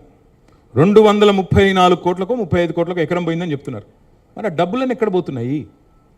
ఆ డబ్బులతో ఎందుకు నువ్వు చెప్పిన గ్యారంటీలు, 420 హామీలు, 13 డిక్లరేషన్లు ఎందుకు అమలు చేయవు? ఎక్కడ పోతున్నాయి డబ్బులన్నీ? 4 లక్షల కోట్ల డబ్బులు. ఉద్యోగులకు పిఆర్సీ ఇవ్వవు, పెన్షనర్లకు రిటైర్మెంట్ బెనిఫిట్లు ఇవ్వవు, పోనీ మా జర్నలిస్టులకు ఇంటి స్థలాలు ఇవ్వవు. అన్నీ నువ్వే కదా ఇచ్చిన హామీలు. ఏది అమలు చేయలేదు ఇప్పటివరకు. ఏ ఒక్కటి మీరు ఇచ్చింది 420 హామీల్లో. ఇవాళ ఈ రోజుకి మీరు చూస్తే, అప్పుల పరంగా చూస్తే, ఈ ఏడాది లక్ష్యం తెలంగాణ ప్రభుత్వం 55,000 కోట్ల అప్పు. కానీ ఇప్పటికే 78,000 కోట్లు తెచ్చారు. అంటే 23,000 కోట్లు ఎక్స్ట్రా అప్పు తెచ్చారు ఆల్రెడీ. ఇది న్యాయ లెక్కలు కాదు. మీరు కావాలంటే దీన్ని నన్ను you can hold me to scrutiny, you can call any of the financial experts, మీరు పిలవండి, నేను కూడా వస్తాను. ఇవన్నీ కూడా కాగ్ ఆడిటెడ్ లెక్కలు. ఇంకా దరిద్రమైన పరిస్థితి ఏంటంటే, నాకు ఇక్కడ కాగ్ది కూడా సమాచారం ఉంది, మీకు ఇస్తాను కావాలంటే. I leave the entire set with press club, I can cross check me. ఎంత పచ్చి అబద్ధాలు ముఖ్యమంత్రి డిప్యూటీ సీఎం చెప్తున్నారంటే, మీరు తెచ్చిన అప్పుకు మిత్తిలు కట్టడానికి సరిపోతుంది అంటాడు. నేను ఎంత కడుతున్నారా అని చెప్పి కాగ్ లెక్కలు తీసిన. నెలకు 2,000 కోట్లకు మించి ఎన్నడూ కట్టలేదు. 2,000, 2,500 కోట్లు యావరేజ్గా. కానీ చెప్పేది ఎట్లా చెప్తున్నారు? నెలకు 6,000 కోట్లు. థ్యాంక్ యూ రమేష్ భాయ్. నెలకు 6,000 కోట్లు అని అబద్ధాలు, పచ్చి అబద్ధాలు. 6,500 కోట్లని కాగి చెప్పేది ఒకటి, ఈ కాకి లెక్కలు ఒకటి, వీళ్ళవి కాంగ్రెస్ లెక్కలు ఒకటి. ఇంకా నేను చెప్పాలంటే చాలా ఉంది, కానీ నేను ఎక్కువ ఇంకా ఈ లెక్కల జోలికి పోను. కానీ ఒకటి మాత్రం పక్కా, ఇవాళ తెలంగాణకు మళ్ళీ ముప్పు పొంచి ఉంది. కాంగ్రెసు ఇవాళ ఎట్లా తయారైందంటే, ఈ రాష్ట్రంలో మోడీ గారు తానా అంటే వీళ్ళు తందానా అంటున్నారు. మా మెడ మీద కత్తి పెట్టి ఆనాడు మీరు మోటార్లకు మీటర్లు పెడతారా, సస్తారా, లేకపోతే 30,000 కోట్ల లోను మేము ఇవ్వము, ఎఫ్ఆర్బిఎం లిమిట్స్ పెంచము అంటే కేసీఆర్ గారు అది వదులుకున్నారు. కానీ ఇవాళ రేవంత్ రెడ్డి గారి ప్రభుత్వం ఆర్డిఎస్ఎస్ అనే స్కీమ్లో చేరింది. చేరడం వల్ల ఏం చెప్తుంది ఇప్పుడు వాళ్ళు? మేము పెట్టము మోటార్లకు మీటర్లని ముఖ్యమంత్రి గారు పైకి చెప్తున్నారు. కానీ ఏం చెప్తున్నారు? ట్రాన్స్ఫార్మర్లకు పెడతామని చెప్తున్నారు. ఈ రాష్ట్రంలో ఈరోజు 5 లక్షల ట్రాన్స్ఫార్మర్లు ఉన్నాయి, 30 లక్షల మోటార్లు ఉన్నాయి, వ్యవసాయ మోటార్లు నేను చెప్పేది. అంటే ప్రతి ట్రాన్స్ఫార్మర్ కింద 6 మోటార్లు ఉన్నాయి. ఇవాళ 6 మోటార్లకు ఒక మీటర్ పెడతా అని చెప్తున్నాడు రేవంత్ రెడ్డి. రేపు కొద్ది కాలం పోతే 6 మోటార్లకు కాదు 3 మోటార్లకు అంటాడు. ఆ తర్వాత మోటార్కో మీటర్ పెడతా అంటాడు. ఎందుకంటే ఈయన మాటలు ఎవరు నమ్ముతారు? చివరి గింజ ధాన్యం కొంటా అన్నాడు, చివరి దాకా ప్రతి చివరి గింజ కొంటా అన్నాడు. తొలి గింజనే కొనలేదు కదా నువ్వు సరిగ్గా. 6 కాలం కష్టపడి రైతులు పండిస్తే 60 రోజులు ధాన్యం కొనుగోలు కేంద్రాల్లో ఇవాళ దిక్కులు చూడాల్సిన పరిస్థితి ఈ రాష్ట్రంలో. కళ్ళకద్దుకుని ధాన్యం కొనే ప్రభుత్వాన్ని వదులుకొని ఇవాళ కాళ్ళు పట్టుకున్న ధాన్యం కొన అంటున్న ప్రభుత్వాన్ని తెచ్చుకున్నాం ఈ తెలంగాణలో. అందుకే ముప్పు పొంచి ఉంది అంటున్నా. మోటార్లకి మీటర్లు పెట్టే ప్రభుత్వం రైతు డిస్కమ్ అట. రైతు డిస్కమ్ ఏంది అసలు? భారతదేశంలో ఎక్కడ లేని రైతు డిస్కమ్ ఇక్కడ ఎందుకండి? కేసీఆర్ గారు ఏ రైతు డిస్కమ్ పెట్టకుండా 24 గంటల ఉచిత కరెంట్ ఇవ్వలేదా? రైతులకి నాణ్యమైన కరెంట్ ఇవ్వలేదా? వ్యవసాయ మరి దిగుబడులు ఇబ్బడి ముబ్బడిగా పెరగలేదా? భారతదేశంలో నెంబర్ 1 తెలంగాణ కాలేదా? మరి మాకు అవసరం లేని, మాకు అక్కరకు రాని రైతు డిస్కమ్ నేను ఎవడడిగాడు? ఏ రైతు దరఖాస్తు ఇచ్చాడు? ఎందుకు పెట్టావు? ఇది రైతుల్లో అనుమానాలు రావా? నువ్వు మోటార్లకు మీటర్లు పెట్టే బ్యాచ్ అని పక్కా తెలుసు రైతులకి. ఎందుకంటే మోడీ గారు ఏమంటే నువ్వు అది చేస్తావు. పైన మోడీ ప్రభుత్వం, ఇక్కడ జోడీ ప్రభుత్వం, ఇద్దరు కలిసే ఉన్నారు, కలిసికట్టుగా నడుస్తున్నారు. అలా అనుమానం కూడా అక్కర్లేదు. 100% నేను చెప్తున్నా, తెలంగాణ రైతులు పారా హుషార్, తస్మాత్ జాగ్రత్త. ఈ దుర్మార్గులు చెప్పింది చేయరు, చేసింది చెప్పరు. చెప్పారు కదా రైతు డిక్లరేషన్లో కౌలు రైతులకు రైతు బంధు ఇస్తానని ఇచ్చిండా? రైతు కూలీలకు ఇందిరమ్మ ఆత్మీయ భరోసా అన్నాడు ఇచ్చిండా? రైతు భరోసా 15,000 ఇస్తానని ఇచ్చిండా? 2 లక్షల రుణమాఫీ చేసిండా? ఏది చేసిండే నేను మాట నమ్ముతారు మీరు? అందుకే నేను అంటున్నా ముప్పు పొంచే ఉన్నది. నేను మాత్రం ఒకటే చెప్పదలుచుకున్న చివరికి ముగించే ముందు, మా పార్టీకి మొన్ననే 25 సంవత్సరాల నుండి 26 సంవత్సరంలో అడుగుపెట్టాం. అట్లాగే తెలంగాణ 12 ఏళ్ళు నుండి 13 సంవత్సరంలో అడుగుపెట్టింది. ఉర్రూతలూగించిన 14 ఏళ్ల ఉద్యమాన్ని చూశాం. అభివృద్ధి పరవళ్ళు తొక్కిన ఒక 9.5 ఏళ్ల అధికార ప్రస్థానాన్ని చూశాం. గత 2.5 సంవత్సరాలుగా ప్రభుత్వాన్ని ప్రశ్నిస్తూ నిలదీస్తూ మరి ప్రతిపక్ష పాత్ర కూడా మీరు చూశారు. ఈ 25 వసంతాలు పూర్తి చేసుకోవడం అంటే మామూలు విషయం కాదు ఒక రాజకీయ పార్టీకి. తెలుగు నేలలో 2 పార్టీలకు మాత్రమే ఆ ఫీటు ఇప్పటికి సాధ్యపడింది. ఒకటి ఎన్టీ రామారావు గారు స్థాపించిన తెలుగుదేశం పార్టీ ఇప్పుడు 40 ఏళ్ళు నిండింది అనుకుంటా, 42-43 ఏళ్ళు నిండింది అనుకుంటా. మా పార్టీ 25 ఏళ్ళు నిండింది. జగన్మోహన్ రెడ్డి గారి పార్టీ కూడా 12 ఏళ్ళు 10 ఏళ్ళు అయినట్టుంది. 25 ఏళ్ళు నిలదొక్కున్నది మాత్రం ఈ 2 పార్టీలు. ఎన్టీ రామారావు గారు స్థాపించిన టీడీపీ, కేసీఆర్ గారు స్థాపించిన టీఆర్ఎస్, నాటి టీఆర్ఎస్ నేటి బీఆర్ఎస్. ఇవాళ ఈ ఇంటి పార్టీని గుండెల్లో పెట్టుకొని అభిమానిస్తున్న, ఆదరిస్తూ మమ్మల్ని కంటికి రెప్పలా కాపాడుకుంటున్న తెలంగాణలోని ప్రతి సోదరికి సోదరుడికి హృదయపూర్వకంగా వారికి నా ధన్యవాదాలు. అట్లాగే ఒక అనితర సాధ్యమైన ఉద్యమాన్ని నిర్మాణం చేయడమే కాకుండా ఆ ఉద్యమం లక్ష్యం చేరుకోవడం, అల్టిమేట్గా రాష్ట్రం సాకారం కావడం, సాకారమైన ఆ రాష్ట్రానికి నాయకత్వం వహించే ఓ మహద్భాగ్యం మాకు కలగడం, ఇవన్నీ కూడా చాలా చాలా మనసు నిండా ఆనందాన్ని నింపే మరి ఒక ప్రస్థానం. కానీ సరే, మధ్యలో ఎత్తుపల్లాలు ఉంటాయి, మధ్యలో ఎదురు దెబ్బలు ఉంటాయి, ఒడిదుడుకులు ఉంటాయి, ఆటుపోట్లు ఉంటాయి. కానీ మా నాయకుడు చెప్పేది ఒకటే, కేసీఆర్ గారు, విజయం లభించినప్పుడు పొంగిపోకూడదు, ఓటమి వచ్చినప్పుడు కుంగిపోకూడదు అని చెప్తారు. అందుకే వారిచ్చిన ధైర్యంతో, వారిచ్చిన సాహసంతో ముందుకు పోతా ఉన్నాం. మిగతా రాజకీయ పార్టీలకి పాలిటిక్స్ అంటే ఒక గేమ్, మాకు మాత్రం ఒక టాస్క్. అందుకే ఆ టాస్క్ని ఏ పాత్రలో ఉన్నా ప్రజలే కేంద్ర బిందువుగా, వారి సమస్యల పరిష్కారమే ప్రధాన ఇతివృత్తంగా ముందుకు పోతా ఉన్నాం. మరి ఈ మధ్యకాలంలో జరిగిన కొన్ని ఎన్నికల్లో కూడా పార్టీ మంచి ఫలితాలే సాధించింది. రేపటి రోజున కూడా నేను ఒకటే చెప్తా ఉన్నా,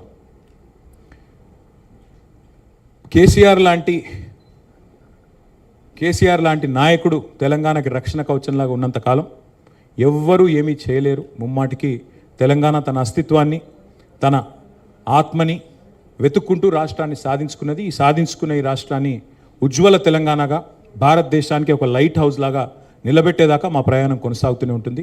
ప్రెస్ క్లబ్కి, మిత్రులకి నాకు ఈ అవకాశం ఇచ్చినందుకు హృదయపూర్వకంగా వారికి ధన్యవాదాలు, నమస్కారాలు. Thank you, sir. Mr. Ketia spoke with lots of agony from his party's perspective, but we have to see whether people will accept his charges against the government. So since he's in a bit of negative mood, also about the media, saying that, media has been a bit negative about the party, and so would like to start make his mood a little bit more positive and energetic. Let's take a question from a young lady here who want to ask a question. Ravikant. Are you from the media? Ravikant. Just a minute, yeah, just a minute, ma'am. First, let me, yeah. ఒకటి ఏంటంటే as for the practice ఎవరైనా అడగాలనుకున్న first చేయలేపండి. Let's be discipline and will give them a chance because mister కేటియా will be here for some time. And if there's any girl, because let's ladies first, and if there's any lady who wants to ask the question first. Are you from media? Yeah, please. Ramesh ji. No questions from you? No questions from you?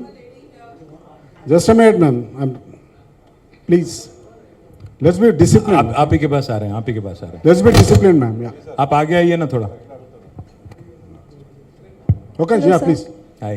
I'm Shyamala from Times of India. Hi. How is BRS preparing for the next elections, if I may ask?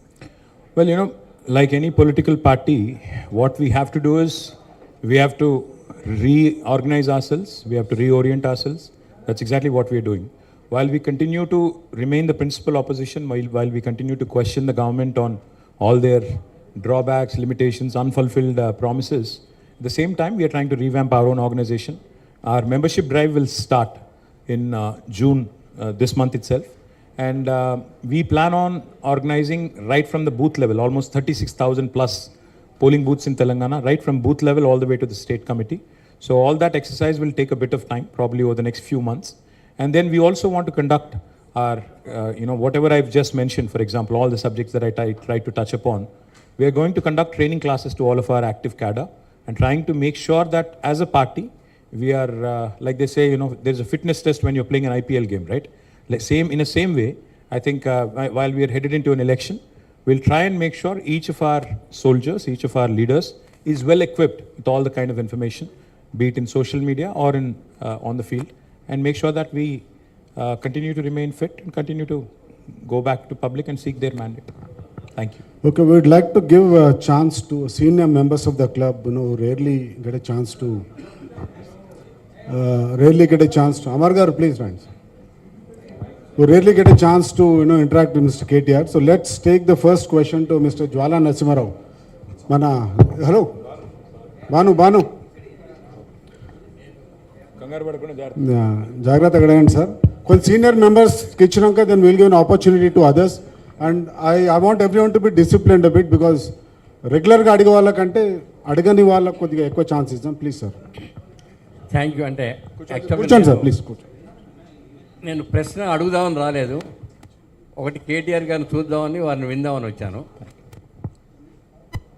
అంటే ఇది మీరు తెలంగాణ వచ్చిన తర్వాత ఈ development ఏంటని యాక్చువల్గా సందర్భం అదని నేను అనుకున్నాను. When you go outside the state or outside the country, if anyone asks you, మీరు మీ బీఆర్ఎస్, టీఆర్ఎస్, కేసీఆర్ గారు మీరు చెప్పినట్టు చాలామంది ఇంతమంది తెలంగాణ కోసం పోరాడారు, సాధించారు కదా, వద్దని చాలామంది అన్నారు కదా, వ్యతిరేకంగా పోరాడారు కదా, చివరికి తెలంగాణ సాధించారు. ఈ 12 ఏళ్లలో తెలంగాణ సాధించడం వల్ల మీకేం ఒరిగింది అని అంటే ఇర్రెస్పెక్టివ్ ఆఫ్ పార్టీ, ఆ పార్టీ కాకుండా the holistic development of my Telangana in 12 years ఏమిటని అడిగితే టోటల్ ఆబ్జెక్టివ్గా, టోటల్ పాజిటివ్గా చెప్పడానికి సాహసిస్తారా? సార్, ఇప్పుడు మీరు రామాయణం అంతా విన్నాక రాముడికి సీత ఏమవుతారంటుంది. మీరు అందులో కేసీఆర్ గారి దగ్గర సిపిఆర్ఓగా చేసిన వ్యక్తి, మీరు అన్ని దగ్గర నుండి చూసిన వ్యక్తి. నేనేమంటానంటే సార్, ఏ ఇండికేటర్ అన్నా తీసుకోండి, భారతదేశంలో ఇవాళ తెలంగాణ సాధించిన విజయాలు, తెలంగాణ సాధించిన అపురూపమైన కొన్ని మైల్ స్టోన్స్ ఏవైతే ఉన్నాయో, I think they stand unparalleled. అందులో ఏం అనుమానం కూడా అక్కర్లేదు. If I have to put it in one word sir, ఎందుకంటే నేను టెక్నాలజీ మినిస్టర్గా కూడా పనిచేశాను, Telangana is the most successful startup state of independent India. 79 ఏళ్ల భారతదేశంలో స్వాతంత్రం వచ్చిన తర్వాత తెలంగాణను మించి ఒక దశాబ్ద కాలంలో ప్రగతి సాధించిన రాష్ట్రం ఈ దేశంలో ఎక్కడా లేదు, ఏదీ లేదు. ఇది నిర్వివాదం. కాబట్టి if I have to sum up in one word, it's the most successful startup state of independent India. That's what I would say. Thank you sir. Just minute please, be discipline. నేను అడిగిన దగ్గర అడగకండి, question ఇచ్చినప్పుడే తీసుకోండి.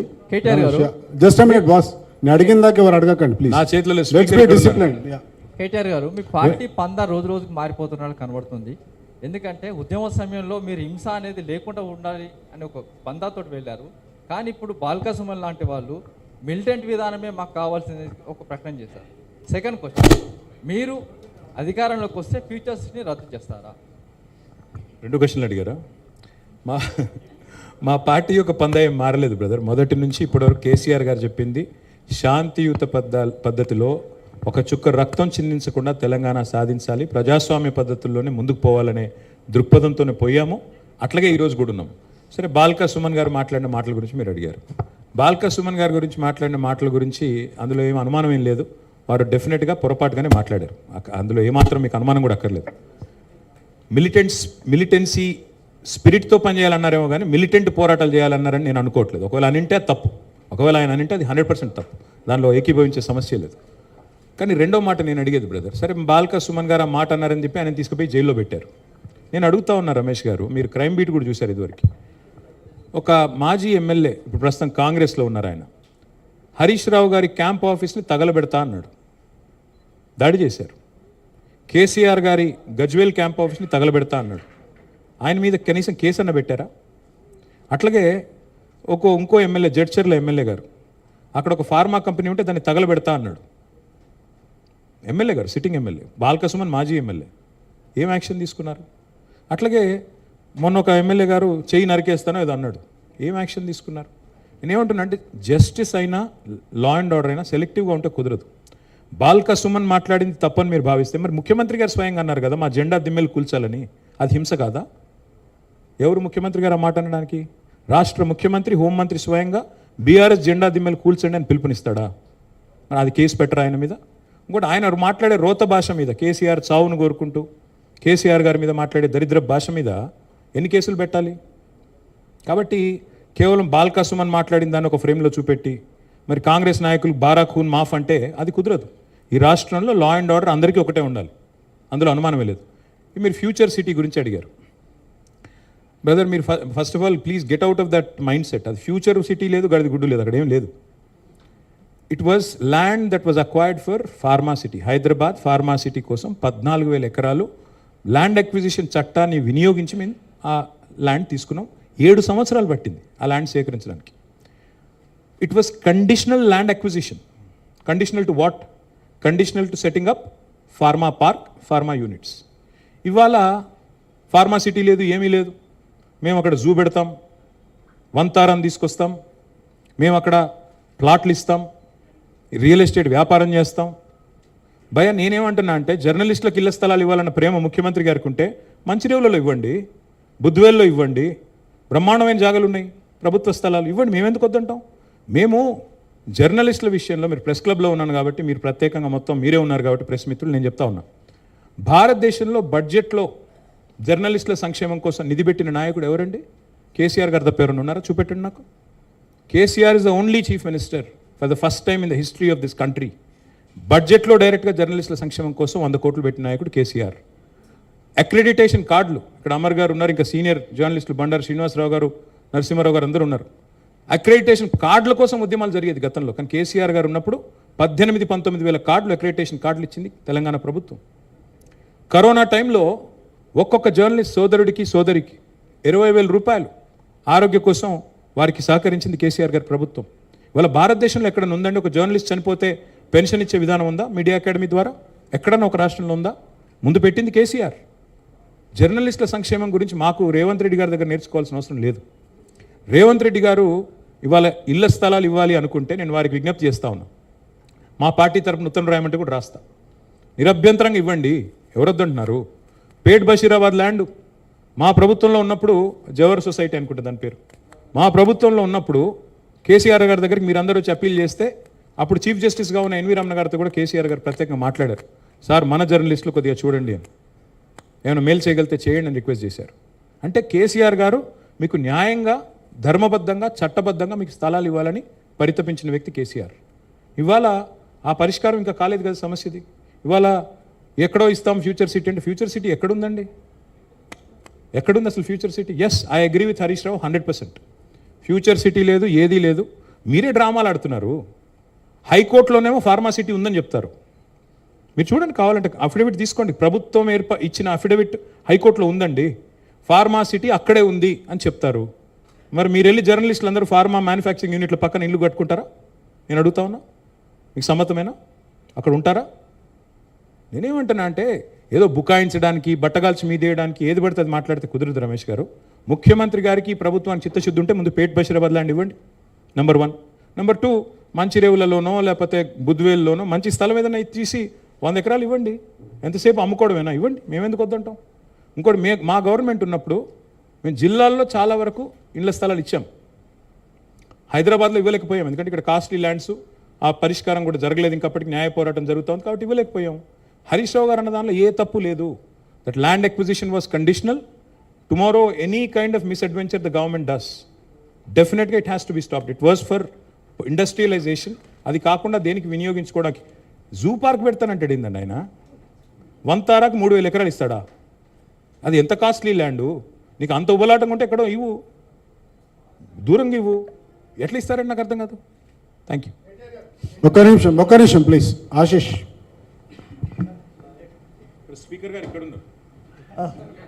రెగ్యులర్గా అడిగే వాళ్ళకి chance తక్కువ, ఎప్పుడు అడగని వాళ్ళకి ఇస్తాను. ప్లీజ్ ఒక నిమిషం ఆగు. ప్లీజ్ బీ డిసిప్లిన్ భయ్. అరే బీ డిసిప్లిన్, ఆగండి, మీరు ఆగండి. Okay right, Ashish. Sir, press క్లబ్లో ప్రెస్ వాళ్ళు కొట్లాడుకుంటే ఎట్లబ్బా మీరు? అసెంబ్లీ ఏమన్నా? ఆశీష్ భాయ్ బోలో. I have a two-part question. First about Pawan Kalyan. Yesterday we witnessed, in fact, all the channels. उसका जवाब मैं तेलुगु में देना चाहता हूँ. Yeah, you can choose whatever language. But I just wanted to understand, Pawan Kalyan in fact specifically names BRS. He says that BRS has changed its name from TRS. They have a constituted party unit in Andhra Pradesh. while they have constituted party unit in Andhra Pradesh, now they are opposing Janasena activities in Where did we Telangana. oppose it? Where did we oppose it? That's what Pawan Kalyan says. It has. He didn't say it, by the way. Don't put words in his mouth. No, He no, didn't say it. he has mentioned BRS. He has sir. not mentioned BRS at all. He did not say it. Let me answer Yes. your question first. Let me answer this question first. See, తెలుగులో చెప్తాను, మీకు కూడా కొద్దిగా తెలుగు వస్తుంది కాబట్టి. See, ఈ దేశంలో ఏ నాయకుడైనా ఏ నాయకురాలైనా ఒక పార్టీ పెట్టవచ్చు. పార్టీ పెట్టి ఎక్కడైనా పోటీ చేయవచ్చు. ఏ ప్రాంతంలో అయినా ఏ రాష్ట్రంలో అయినా నిరభ్యంతరంగా పోటీ చేయొచ్చు. ప్రజాస్వామ్య భారతదేశంలో అది అందరికీ ఉన్న హక్కు, రాజ్యాంగం ఇచ్చిన హక్కు, బాబాసాహెబ్ అంబేద్కర్ ఇచ్చిన హక్కు, అందులో ఏం అనుమానం అక్కర్లేదు. కానీ ఏ ప్రాంతంలో అయితే మీరు పోటీ చేయాలనుకుంటున్నారో ఆ ప్రాంత ఆకాంక్షలు, ఆ ప్రాంత పరిస్థితులు, ఆ ప్రాంత ప్రజలు, వారి యొక్క మానసిక స్థితిగతులు, వారి యొక్క పోరాటాలు, వారి యొక్క త్యాగాలు కూడా మీరు తెలుసుకోవాలి. వారి మీద అభిమానం ఉండాలి. నేను అడుగుతా ఉన్న పవన్ కళ్యాణ్ గారిని వాళ్ళ, మీరు కొత్తగా పోటీ చేసేది ఏముందండి? జనసేన 2023లో పోటీ చేయలేదా? మీరు చేశారు కదా అసెంబ్లీ ఎన్నికల్లో. మొన్న మున్సిపల్ ఎన్నికల్లో కూడా పోటీ చేశారు కదా 350 వార్డులో. కొత్తగా చేసేది ఏముంది? అండ్ ఇంకోటి, మిమ్మల్ని ఎవరు ఆపుతున్నారు? 2018లో చంద్రబాబు నాయుడు గారు వచ్చారు, పోటీ చేశారు. 23లో మీరు పోటీ చేశారు. పోటీ చేయండి, ఎవరు వద్దంటున్నారు. కానీ మీరు ఇక్కడికి వచ్చి మాట్లాడేటప్పుడు ఇదేదో ఆషామాషిగా ఏర్పడ్డ రాష్ట్రం కాదు, ఏదేదో అనాయాసంగా వచ్చిన రాష్ట్రం కాదు. వేల మంది బలిదానాలతో, రక్తంతో తడిసిన నేల ఇది తెలంగాణ. కాబట్టి ఇక్కడికి వచ్చినప్పుడు 1-2 సార్లు ఆలోచించుకుని మాట్లాడాలి. నేను ఒక మాట అన్నారు, ఆయన అడ్డుకుంటున్నారు. ఎవరు అడ్డుకుంటున్నారు మిమ్మల్ని? ఏదో ఊహాజనితమైన ఒక ప్రపంచం సృష్టించుకొని ఎవరు అడ్డుకున్నారు మిమ్మల్ని? 2018లో పోటీ చేస్తే అడ్డుకోలేదు, 23లో పోటీ చేస్తే అడ్డుకోలేదు, ప్రజలు అడ్డుకున్నారు. మేమేం చేస్తాం దానికి? ఒకటి మాత్రం పక్కా, పవన్ కళ్యాణ్ గారైనా ఎవరైనా సరే తెలంగాణ ఆవిర్భావ దినోత్సవం రోజు వచ్చి ఇక్కడ మేము సభ పెడతాం. అది కూడా గతంలో నేను తెలంగాణ ఏర్పడ్డప్పుడు నాకు ఆ విభజించిన పద్ధతి నచ్చలేదు. ఒక ఆయన అంటాడు తల్లిని చంపి బిడ్డను బతికించారంటాడు, ఇంకొక ఆయన విభజించిన పద్ధతి నచ్చలేదంటాడు. ఇవన్నీ ఏంటంటే తెలుగు హైదరాబాదీ అల్ఫాజ్ మే బోల్నా అయితే గుమా ఫిరాకి బోల్నా బోల్తే ఇసుకో. నాకు ఇష్టం లేదు తెలంగాణ ఏర్పడని సీదా చెప్పక ఉల్టా పుల్టా మాటలు ఎందుకు? ఇది బాగలేదు, అది బాగలేదు. మరి నువ్వు అది బాగలేక ఇది బాగలేక 11 రోజులు అన్నం తినకుండా ఉంటే మళ్ళీ తెలంగాణ ఆవిర్భావ దినోత్సవం రోజు మీటింగ్ పెట్టాల్సిన అవసరం ఏముంది? సరే మీటింగ్ పెడదాం అనుకున్నావు, అడ్డుకున్నది ఎవరు? కాంగ్రెస్ ప్రభుత్వం. ఏమైనా అనాలనుకుంటే వాళ్ళని అనాలా? కాబట్టి పవన్ కళ్యాణ్ గారైనా ఎవరైనా ఈ దేశంలో ఎక్కడైనా పోటీ చేయొచ్చు, మాకు అభ్యంతరం లేదు. పోటీ చేశారు కూడా కదా మీరు. 2023 మేబీ ఆ బోత్ కరే. మీ అయ్యే జాగీరా. నేను ఒకటి మాత్రం పవన్ కళ్యాణ్ గారు గుర్తుపెట్టుకోవాలి, తెలంగాణ ఖచ్చితంగా తెలంగాణ భూమిపుత్రుల జాగీరు. తెలంగాణ భూమిపుత్రుల జాగీరే తెలంగాణ. ఇందులో ఎవరికి అనుమానం కూడా అక్కర్లేదు. 100%. ఈ నేల కోసం కష్టపడ్డ వాళ్ళు, ఈ నేల కోసం పోరాటాలు చేసిన వాళ్ళు, ఈ నేల కోసం త్యాగాలు చేసిన వాళ్ళు, నెత్తురుతో తడిచిన నేల ఇది. ముమ్మాటికి తెలంగాణ ఈ భూమిపుత్రులు ఇక్కడున్న 4 కోట్ల మంది జాగీర్ ఇది. కానీ మీరు రండి, ఇక్కడే ఉండండి, మీ కుటుంబాలు ఇక్కడే ఉన్నాయి, మీ వ్యాపారాలు ఇక్కడ ఉండండి, ఎవరొద్దన్నారు? 10-12 ఏళ్లలో ఎక్కడైనా చిన్న సమస్య వచ్చిందండి? నేను అడుగుతా ఉన్నా, మా దృక్పథం ఎట్లాంటిది అంటే, వైజాగ్ స్టీల్ ప్లాంట్ను ప్రైవేటీకరిస్తున్నారు మోడీ ప్రభుత్వం అంటే మేము మద్దతు పలికాం. తప్పు ఇది మీరు చేస్తుంది, పబ్లిక్ సెక్టర్ అండర్టేకింగ్స్ని కాపాడాలని రిక్వెస్ట్ చేశాం. That is our philosophy. ప్రాంతాలుగా విడిపోయినా ప్రజలుగా కలిసి ఉండాలని కోరుకున్నాం. కానీ నిన్న పవన్ కళ్యాణ్ గారు ఇంకొక 2 మాటలు మాట్లాడారు. ప్రాంతీయవాదం అన్నారు. ప్రాంతీయవాదం ఉగ్రవాదం కంటే ప్రమాదం ఏదో అన్నాడు ఆయన. నేను వారికి గుర్తు చేస్తా ఉన్న, ప్రాంతీయవాదం అంటే మరి పొట్టి శ్రీరాములు గారు 58 రోజుల పాటు ఆత్మ బలిదానం చేసుకున్నారే, పోరాటం చేసి మద్రాస్ ప్రెసిడెన్సీ నుంచి వేర్పడి తెలుగు రాష్ట్రం కావాలి, లింగ్విస్టిక్ బేసిస్గా రాష్ట్రాలు ఏర్పడాలి అనే ఒక ఆకాంక్షతో వారు ఏదైతే పోరాటం చేశారో, లింగ్విస్టిక్ బేసిస్కి వారికి సంబంధం లేదు. మద్రాస్ నుంచి ఆంధ్ర రాష్ట్రం వేరుపడాలని పొట్టి శ్రీరాములు గారు 58 రోజులు నిరాహారదీక్ష చేశారు. అది కూడా ప్రాంతీయవాదం అంటారా? ప్రాంతీయవాదం అంటే నేను ఇంకో ప్రశ్న అడుగుతా ఉన్నా పవన్ కళ్యాణ్ గారిని. మోడీ గారు ఇవాళ ఆయన ప్రాంతం మీద అభిమానంతో, ప్రాంతీయవాదంతో తెలంగాణకు వచ్చిన ఇండస్ట్రీలను కొట్టుకొని పోతా ఉన్నాడు. కేన్స్ అనే పరిశ్రమ ఇక్కడ పెట్టాల్సి ఉంటే, ఇక్కడ ఒప్పందం కుదుర్చుకుంటే మా హయాంలో, మా గవర్నమెంట్లో దాన్ని తీసుకుపోయి గుజరాత్లో పెట్టించారు. మైక్రాన్ అనే సంస్థ ఇక్కడ పెట్టాల్సి ఉంటే, పెట్టుబడి పెట్టేది ఉంటే దాన్ని తీసుకుపోయి గుజరాత్లో పెట్టుకున్నారు. మరి జాతీయవాదం ముసుగులో చేస్తున్న ఈ ఆర్థిక ప్రాంతీయవాదం కరెక్టా? ఏది కరెక్టు? అంటే ప్రధానమంత్రి గారు గుజరాత్కే ప్రధానమంత్రిగా వ్యవహరించడం కరెక్టా? చెప్తారా దీనికి సమాధానం పవన్ కళ్యాణ్ గారు? కాబట్టి ప్రాంతీయవాదం ఇంకో మాట చాలా విచిత్రమైన మాట అన్నారు నిన్న ఆయన. ఇంకొన్ని రోజులు అయితే జనగణమన పాడరు. మాకు జనగణమన మాకు నేర్పించాల్సింది ఏం లేదు. దేశభక్తి గురించి మాకు పవన్ కళ్యాణ్ గారి దగ్గర పాఠాలు నేర్చుకోవాల్సిన అవసరం లేదు. ఈ నేల ఆనాడు నిజాం సర్కార్కు వ్యతిరేకంగా పోరాటం చేసిన నేల, కమ్యూనిస్టులు కదం దొక్కిన నేల ఇది. కాబట్టి మాకు పోరాటాలు కొత్త కాదు, మాకు యుద్ధాలు కొత్త కాదు, త్యాగాలు కొత్త కాదు. మాకు వాటి గురించి జాతీయ భావన ఉంది. ఇక్కడ దేశాన్ని గౌరవించే సంస్కృతి ఉంది. We contribute to the nation. We are less than 3% of India, but we contribute to 5% of India's GDP. So we don't need any kind of moral lectures or moral policing from. వారు ఆంధ్రప్రదేశ్ ఉప ముఖ్యమంత్రిగా వారిని గౌరవిస్తాం. వారిని ఆంధ్రప్రదేశ్ ఉప ముఖ్యమంత్రిగా డెఫినెట్ గౌరవిస్తాం. ఒక కళాకారుడిగా, ఒక నటుడిగా అభిమానిస్తాం. ఒక సోదరుడిగా ఇంటికి వస్తే బిర్యానీ పెడతా, హైదరాబాదీ బిర్యానీ పెడతా. కానీ వచ్చి మా సెక్రటేరియట్లో కూర్చొని పెత్తనం చేస్తాము మా రాజకీయాల్లో. మరి ఇంకా మొన్ననే కదా వేరుపడ్డది, ఇంత కష్టపడి 60 ఏళ్ళు పోరాటం చేసి మొన్న వేరుపడ్డాం 2014లో. మొన్న చంద్రబాబు నాయుడు గారు రానే వచ్చే 2018లో. మళ్ళీ ఇప్పుడు మీరు కూడా వస్తారు 2023లో. That's all I'm saying. And last word I will like to say on this. Pawan Kalyan గారిది మధ్యన ఓజీ అని సినిమా వచ్చింది. I would like to remind my brother Pawan Kalyan, we have a Telangana OG KCR. ఇక్కడ మా కేసీఆర్ గారు ఉన్నారు, ఆయన చాలు మాకు. He will take care of us, he will take care of the state and our issues. A supplementary. Yeah, I can Ratna, ask about. please. Sir, if I can take a भाई. Yeah, Ratna. Yeah, please. Go ahead. Yes ma'am. अरे mic तो दो यार. आवाज बढ़िया बताइए. नहीं please बोलिए. You almost said the Ramayana and Ram and Sita, but the charge from BRS, I'm sorry, from the Congress is that the BRS has left the state high and dry completely, that they have to pay 95,000 crores. I'm saying this question to your answer, I mean to your statement yesterday saying that the Congress has undone what BRS has done. And another question is, Kishan Reddy made an allegation saying that the BRS fooled the people by promising Bangaru Telangana, but all they did was a Bangaru family. Could you please throw some light? Ma'am, unfortunately, Mr. Kishan Reddy doesn't have a problem when he has to work with Chandrababu Naidu ji, whose son is a minister, whose brother-in-law is an MLA. वहाँ पे उनको family politics नहीं दिखता है जहाँ उनको ज़रूरत है. बिहार में नीतीश जी और उनके लड़के के साथ काम करने में उसको कोई तकलीफ नहीं है. पर जब बीजेपी को जहाँ कहीं भी, मतलब शिवसेना में जब उद्धव ठाकरे जी, आदित्य ठाकरे जी थे, उनके साथ भी काम करने में कोई मसला नहीं था. जब उनको जो लोग उनके खिलाफ हैं, जो लोग उनसे लड़ते हैं, उनसे भेदभाव रखते हैं आइडियोलॉजिकली, उनकी जब बात आती है तो किशन रेड्डी जी काफ़ी कुछ बोलते हैं. सो मैं उनके बारे में ज़्यादा नहीं बोलूँगा. पर एक चीज़ ज़रूर कहूँगा जो आपने पूछा, that we left the state high and dry. I will leave this with our press club friends. ఇది కాగ్ లెక్క, కాగ్ రిపోర్ట్. ఇది కాగ్ లెక్క. ప్రతి నెల మిత్తి ఎంత కడుతున్నది మన తెలంగాణ ప్రభుత్వం. ఇది 2025-26 ఈ ఫైనాన్షియల్ ఇయర్కి సంబంధించిన లెక్క. ఏప్రిల్లో కట్టింది 2260 crores, 2260 కోట్లు. జూన్లో కట్టింది, నేను చెప్పేది 25 ఏప్రిల్ లాస్ట్ ఇయర్. తర్వాత మే 2025 1905 crores, 1905 కోట్ల 60 లక్షలు. జూన్లో 2600 కోట్లు. జూలైలో 2582 కోట్లు. ఆగస్ట్ 2025లో 2091 కోట్లు. ఒక సెప్టెంబర్లో 2923 కోట్లు. అక్టోబర్లో 2159 కోట్లు. ఈ లెక్కన మొత్తం प्रोग्रेसिवली अगर आप देखेंगे मार्च के हद तक, इस साल मार्च के हद तक, अगर पिछले अप्रैल से अभी तक देखेंगे, कुल मिला के 29,679 करोड़.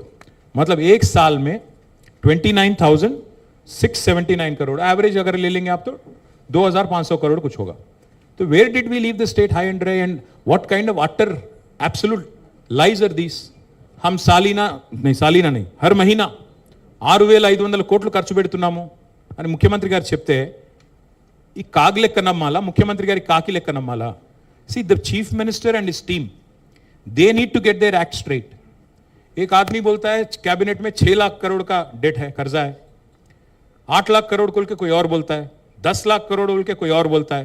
बट पार्लियामेंट में केंद्र सरकार बोल रही है कि सिर्फ केसीआर गवर्नमेंट ने 2,80,000 करोड़ का कर्जा किया.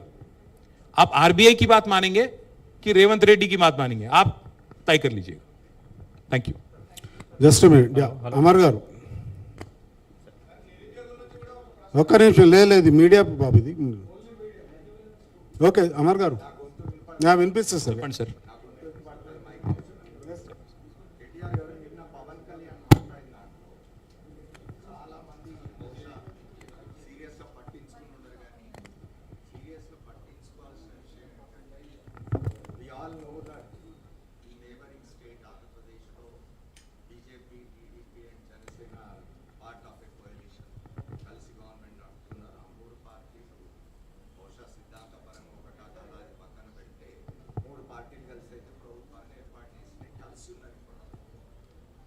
అట్లాంటి పవన్ కళ్యాణ్ నేను ఒక మాట అన్నాడు ఏంటంటే మీ ఇంతకుముందు చెప్పిన ప్రాంతీయవాదం గురించి మాట్లాడుతూ కేంద్రం చర్యలు తీసుకోవాలి అన్నారు. ముందు ముందు అంటే ఆయన కేంద్ర హోంమంత్రి అమిత్ షా చెవుల్లో చెప్పకపోయిండొచ్చు, కానీ నిన్న ఓపెన్గా బహిరంగంగానే చెప్పినాడు ఆయన కేంద్రం చర్యలు తీసుకోవాలి అంటే ముందు ముందు అంటే రానున్న జనరల్ ఎలక్షన్స్ నేపథ్యంలో కేంద్ర ప్రభుత్వమైనా ఇట్లాంటి దాని మీద విరుచుకుపడే అవకాశం ఉందని నేను అనుకోవట్లేదు సార్, ఆయన ఏదో యథాలాపంగానే ఉన్నారని నేను అనుకుంటా ఉన్నాను. ఎందుకంటే అంత స్థాయిలో లేదు, that is your opinion. Know that is your opinion sir. తెలంగాణను డిస్టర్బ్ చేయాలి అని 2014లోనే ప్రయత్నం చేశారు, కొత్తదేమి కాదు. మన అనుమతి లేకుండా, మనకు కనీసం ఇన్ఫర్మేషన్ లేకుండా లోయర్ సీలేరు ప్రాజెక్ట్ని తీసుకొని పోయి ఆంధ్రాకి ఇచ్చారు. 5 మండలాలు తీసుకొని పోయి ఆంధ్రాలో కలిపారు. చాలా ఏకపక్షంగా కేంద్ర ప్రభుత్వం చాలా దుర్మార్గంగా వ్యవహారం చేసింది. మనం స్టేట్ వైడ్ బంద్ కూడా పిలిపించారు. ముఖ్యమంత్రిగా కేసీఆర్ గారు స్టేట్ వైడ్ బంద్ కూడా పిలిపించారు. భారతీయ జనతా పార్టీ ప్రభుత్వం కేంద్రం గత 12 ఏళ్లుగా తెలంగాణకు చేసింది శూన్యం. అందులో అనుమానం కూడా మీకు అక్కర్లేదు. ఐటీఐఆర్ రద్దు చేశారు, బయ్యారముకు కర్మాగారం పెట్టలేదు, విభజన హామీల్లో ఒక్కటి కూడా నెరవేర్చలేదు. ప్రయోగాలు చేశారు, కాకపోతే మధ్యలో సెక్షన్ 8 అడ్డం పెట్టుకుని హైదరాబాద్ను కొంత కేంద్ర పాలిత ప్రాంతం చేయాలనే ప్రయత్నం కూడా కొంతకాలం కుట్ర జరిగింది. కానీ ఇందాక నేను చెప్పింది ఊరికే చెప్పలేదు అమర్ గారు. తెలంగాణ యొక్క పోరాట స్ఫూర్తి అందరికంటే బాగా 2 జాతీయ పార్టీలకు బాగా తెలుసు. కాంగ్రెస్కి తెలుసు, బీజేపీకి తెలుసు. మళ్ళీ తెలంగాణ ఎంత ఫాస్ట్గా చార్జ్ అవుతుంది, ఎంత ఫాస్ట్గా అవసరమైతే కదం తొక్కుతుంది కూడా వాళ్ళకి అవగాహన ఉంది. కాబట్టి అట్లాంటి ప్రయోగాలు మనమే చేస్తారని నేనైతే అనుకోను. పవన్ కళ్యాణ్ గారు నేను ఆవేశంగా మాట్లాడినప్పుడు ఏమైనా మాట తూలారేమో నాకు తెలియదు, బట్ నేనైతే అనుకోవట్లేదు, అట్లా జరుగుతుందని అనుకోవట్లేదు. అట్లా జరిగితే మాత్రం ఇంకొక ఉద్యమం మాత్రం అద్భుతమైన ఉద్యమం జరుగుతుంది. దానికి మళ్ళీ బీఆర్ఎస్ఏ నాయకత్వం వహిస్తుంది, అందులో అనుమానం కూడా అక్కర్లేదు. సతీష్ గారు సార్, రీసెంట్గా రేవంత్ రెడ్డి మాట్లాడుతూ మేము రైతులకు ఉచిత విద్యుత్ కొనసాగిస్తే బీఆర్ఎస్ వచ్చే ఎన్నికల్లో పోటీ చేయకుండా ఉంటుందా అని చెప్పేసి అడిగారు. నేను రేవంత్ రెడ్డి గారికి నేను అడిగేది ఒకటే, ఉచిత విద్యుత్ విషయంలో ఎవరికన్నా కొంత హక్కు ఉంది మాట్లాడేదంటే డాక్టర్ వైఎస్ రాజశేఖర రెడ్డి గారి నాయకత్వంలో ఆనాడు ఒరిజినల్ కాంగ్రెస్ వాళ్ళకు కొద్దిగా ఏమైనా హక్కు ఉంటుంది. అప్పుడు రేవంత్ రెడ్డి గారు ఏ పార్టీలో ఉన్నారో, ఆయన ఎక్కడున్నాడో నాకు తెలియదు, కానీ ఆయనకు ఉచిత విద్యుత్తు అనే మాట మాట్లాడే హక్కు కూడా లేదు. ఎందుకంటే అమెరికాలో రేవంత్ రెడ్డి గారు తన మనోగతాన్ని స్పష్టంగా బయటపెట్టారు. రైతులకు 3 గంటలు కరెంట్ ఇస్తే చాలు. నేను అనలా, ఇది రేవంత్ రెడ్డి గారు స్వయంగా ఆనాడు పీసీసీ అధ్యక్షుడిగా ఆటాకో తానాకో ఏదో సభకు పోయారో అక్కడ ఎవరు అడిగితే చెప్పారు 24 గంటలు దండుగా 3 గంటలు ఇవ్వాలి. నిన్నగాక మొన్న పబ్లిక్ హియరింగ్ జరిగితే ఏది ఈ రైతు డిస్కామ్ అనే దాని మీద వ్యవసాయ కమిషన్ చైర్మన్ కోదండ్ రెడ్డి గారు, మొన్నటిదాకా కిసాన్ సెల్ అధ్యక్షుడిగా ఉన్న కోదండ్ రెడ్డి గారు సేమ్ మాట చెప్పారు. అక్కడ కూడా 3 గంటలు చాలు అని చెప్పారు. ఇవన్నీ కాదండి, నేను అడిగేది ఒకటే, కేసీఆర్ గారు 24 గంటలు ఉచితంగా విద్యుత్ వ్యవసాయానికి ఏ డిస్కమ్ పెట్టకుండా కొత్త డ్రామా చేయకుండా ఇచ్చినప్పుడు మీరు ఎందుకు పెడుతున్నారు? ఒకటి. రెండవది, నాకు నిర్మలా సీతారామన్ గారు మాట్లాడిన ప్రెస్ కటింగ్ కూడా ఉంది. మీరు మోటార్లకు మీటర్లు పెట్టకపోతే 30,000 కోట్ల రుణం ఇవ్వము నిర్ద్వందంగా టైమ్స్ ఆఫ్ ఇండియాలో వచ్చింది. సీతారామన్ గారు చెప్పిన మాట, నిర్మలా సీతారామన్ గారు చెప్పిన మాట, దాన్ని రేవంత్ రెడ్డి గారు విభేదిస్తారా? మొన్న మీరు ఆర్డీఎస్ఎస్లో చేరారు కదా, చేరిన తర్వాత అందులో స్పష్టంగా రాసింది సోలార్ పవర్ జనరేషన్ ద్వారానే మరి భవిష్యత్తులో రేపటి రోజున ఉచిత కరెంట్ ఇచ్చేదానికి ఆస్కారం ఉంటుంది అని. మరి సోలార్ పవర్ రాత్రి రాదు కదా, మరి ఎట్లా ఇస్తారు మీరు కరెంట్ 24 గంటలు? ఇది ఇంకో పాయింట్. చివరి పాయింట్ నేను అనేది ఏంటంటే సతీష్ గారు, సవాళ్ళు ప్రతి సవాళ్ళు, ఇప్పుడు రేవంత్ రెడ్డి గారికి సవాళ్ళు విసరడం పారిపోవడం కొత్త ఏం కాదు. 2018లో కొడంగల్లో ఓడిపోతే నేను సన్యాసం తీసుకుంటా అన్నాడు. 3 నెలల్లోనే తిరిగి వచ్చి పార్లమెంట్లో పోటీ చేశాడు. కాబట్టి ఆయనకేం కొత్త కాదు, ఆయనకి సిగ్గులేదు. కానీ ఒకటి మాత్రం పక్కా, 420 హామీలు ఏదైతే మీరు ఇచ్చారో, అభయహస్తం మేనిఫెస్టో అన్నారో, అది అమలు చేయకపోతే ఓటు అడగననే దమ్ము రేవంత్ రెడ్డికి ఉందా? నేను అడుగుతా ఉన్నాను. ఇంకోటి చెప్తున్నాడు కదా ఆయన 2034 దాకా ముఖ్యమంత్రిగా ఉంటానని. అంత ధైర్యం ఉంటే ఇప్పుడే రద్దు చేసిరా? ఈరోజు ఎన్నికలు జరిగితే బీఆర్ఎస్ చరిత్రలో ఎన్నడూ లేనంత పెద్ద మెజారిటీతో గెలవబోతుంది. 90 సీట్లకు పైగా గెలిచే ఆస్కారం ఈరోజు ఉంది. అందుకే ఆయనకు తెలుసు, ఇవన్నీ తెలుసు. ఏదో డైవర్షన్ కోసం, అటెన్షన్ డైవర్షన్ కోసం ఆడే నాటకాలు తప్పేమీ కాదు. ఆయనకు నిజంగానే చిత్తశుద్ధి ఉంటే 420 హామీలు అమలు చేస్తేనే నేను పోటీ చేస్తాను చెప్పమనండి, మేము కూడా రెడీ. రామ్లన్న. కేటీఆర్ గారు, ఈ విగ్రహాలది ఒకటి ఇష్యూ అవుతుంది. గతంలో మీరు సచివాలయం ఎదురుగా పెట్టిన రాజీవ్ గాంధీ విగ్రహము తీసేసి గాంధీ భవన్కి పార్సిల్ పంపిస్తామన్నారు. తాజాగా అమీర్పేట మైత్రివనంలో పెట్టే ఎన్టీఆర్ విగ్రహాన్ని తొలగించి అధికారంలోకి వస్తే ఆంధ్రాకు పార్సిల్ పంపిస్తామని చెప్పి టీఆర్ఎస్ చీఫ్ కవిత చెప్తుంది. అసలు ఏంది విగ్రహాల లొల్లేంది, అసలు టీఆర్ఎస్ వైఖరేంది? భయ ఇంకా ఇంపార్టెంట్ సబ్జెక్టులు చాలా ఉన్నాయి. రేవంత్ రెడ్డి యొక్క డైవర్షన్ గేమ్లో మీరు కూడా పడ్డట్టున్నారు. పాపం రేవంత్ రెడ్డి గారికి పరిపాలన చేత కాదు కాబట్టి ఇట్లా అప్పుడప్పుడు టైంపాస్ కార్యక్రమాలు పెట్టి రాగానే తెలంగాణ తల్లి విగ్రహం మార్చేశారు, రూపం మార్చారు. ఇంటికి తులం బంగారం మీద పెళ్లికి తులం బంగారం ఇస్తాన్న రేవంత్ రెడ్డి గారు తెలంగాణ తల్లి నెత్తిన ఉన్న బంగారు కిరీటం మాయం చేసిండు, నడుముకున్న వడ్డానం కూడా ఎత్తుకుపోయిండు. అట్లాంటి ఆయన గురించి ఏం మాట్లాడతాం? తెలంగాణ తల్లి రూపం మార్చాడు. తెలంగాణ తల్లిని ప్రతిష్ఠించాల్సిన చోట సెక్రటేరియట్ ముందట రాహుల్ గాంధీ తండ్రిని ప్రతిష్ఠించాడు. అసలు రాహుల్ గాంధీ తండ్రికి తెలంగాణకి ఏం సంబంధం నాకైతే తెలియదు, ఆయనకే తెలవాలా. మళ్ళీ నిన్నగాక మొన్న ఎన్టీ రామారావు గారు విగ్రహం పెట్టారు. ఎన్టీ రామారావు గారి విషయంలో మాకేమీ వారి పట్ల వేరే అగౌరవం కానీ ఇంకోటి కానీ లేదు. కానీ ఒకటి మాత్రం వాస్తవం, కేవలం ఇవాళ డైవర్షన్ టాక్టిక్స్తో, డైవర్షన్ గేమ్స్తో టైంపాస్ చేస్తాను అంటే మాత్రం కుదరదు. ముమ్మాటికి కాంగ్రెస్ తల్లి విగ్రహాన్ని, రాహుల్ గాంధీ తండ్రి విగ్రహాన్ని మాత్రం మా గవర్నమెంట్ వచ్చిన మరుక్షణమే భద్రంగా గాంధీ భవన్కి పంపించే బాధ్యత నేనే వ్యక్తిగతంగా తీసుకుంటాను. మీరు దాని విషయంలో ఏం ఆందోళన? కేటీఆర్ గారు, రాష్ట్రంలో వరుసగా జరుగుతున్నటువంటి గత కొద్ది రోజులుగా పరిణామాలు, ఆ తర్వాత మంత్రుల స్టేట్మెంట్స్ వాటి మీద, ముఖ్యంగా ఆంధ్ర తెలంగాణ లొల్లి జరుగుతుందనేది చాలా స్పష్టంగా అర్థమవుతుంది. అయితే కోమటిరెడ్డి వెంకటరెడ్డి ఆంధ్ర వాళ్లకు కాంట్రాక్టర్లు ఇవ్వం, తెలంగాణలో ఖచ్చితంగా చట్టం చేస్తామని చెప్తున్నారు. అయితే మీరు 9.5 ఏళ్ల పాటు అధికారంలో ఉన్నారు, అది సాధ్యమవుతుందా కోమటిరెడ్డి వ్యాఖ్యలు? కోమటిరెడ్డి వెంకటరెడ్డి గారిని, ఆయన ఒక మంత్రి, ప్రభుత్వంలో భాగస్వామి, సీనియర్ మంత్రి, వారిని నేను ఒకటే అడుగుతా ఉన్నా. మీ మేనిఫెస్టోలో, మీ డిక్లరేషన్లో మీరు ఒక హామీ ఇచ్చారు. ఎస్సీ ఎస్టీ డిక్లరేషన్ చేయవలలో ఏం చెప్పారు? 18% ఎస్సీలకు, షెడ్యూల్డ్ కాస్ట్కి, 12% ఎస్టీలకు కాంట్రాక్ట్లు ఇస్తాము ప్రభుత్వ వర్కులలో అన్నారంటే 30%. కామారెడ్డి డిక్లరేషన్లో ఏం చెప్పారు? 42% బీసీలకు ఇస్తామన్నారు మీరు. అంటే 72% కాంట్రాక్ట్లు. మరి మీరు చెప్పిన మాట ప్రకారం, మీరు ఇచ్చిన హామీ ప్రకారం రాష్ట్రంలో ఎస్సీ ఎస్టీ బీసీలకు ఇవ్వాలి. నేను వెంకటరెడ్డి గారు నేను కోరుతా ఉన్నా, ఈ 72% కాంట్రాక్ట్లు ఇప్పటివరకు రాష్ట్రంలో ఎక్కడన్నా ఇచ్చారా మీరు? 72 పైసలను ఇచ్చారా? Narayanpet Kodangal lift irrigation project ముఖ్యమంత్రి గారు సొంత నియోజకవర్గం, ఎవరికి ఇచ్చారండి? మెగా కృష్ణారెడ్డి గారు, పొంగులేటి శ్రీనివాసరెడ్డి గారు. హైదరాబాద్కు నీళ్లు తెచ్చే డ్రింకింగ్ వాటర్ ప్రాజెక్టు ఎవరికి ఇచ్చారు? మీరే గతంలో ఈస్ట్ ఇండియా కంపెనీని ముఖ్యమంత్రి గారు పిలిచిన కంపెనీకే మళ్ళీ కట్టబెట్టారు. కాబట్టి కాంగ్రెస్ వాళ్ళు మాట్లాడే మాటలకి, చేసే పనులకి పొంతన ఉండదు. నిజంగా వెంకటరెడ్డి గారికి చిత్తశుద్ధి ఉంటే చట్టం పెట్టండి. 72% కాంట్రాక్టులు ఖచ్చితంగా ఎస్సీ ఎస్టీ బీసీలకు మేము చెప్పినట్టుగా ఇస్తున్నాము. స్పెషల్ సెషన్ పిలవండి, చట్టం పెట్టండి. మొదటి ఓటు మేమే ఇస్తాం మా పార్టీ తరఫున. నిరభ్యంతరంగా చట్టం తీసుకొని రండి, వి విల్ సపోర్ట్ ఇట్. అయిపోయింది పవన్ కళ్యాణ్, అయిపోయింది మేడం. ఆగండి మీరు ఒక్క నిమిషం ప్లీజ్ ఆగండి. యూసుఫ్ బాబు గారు మాట్లాడండి. యూసుఫ్ గారు అడగండి, మీరు ఏం కాదు, వినబడుతుందిలే అన్న, గట్టిగా అడగండి. కూర్చో సార్.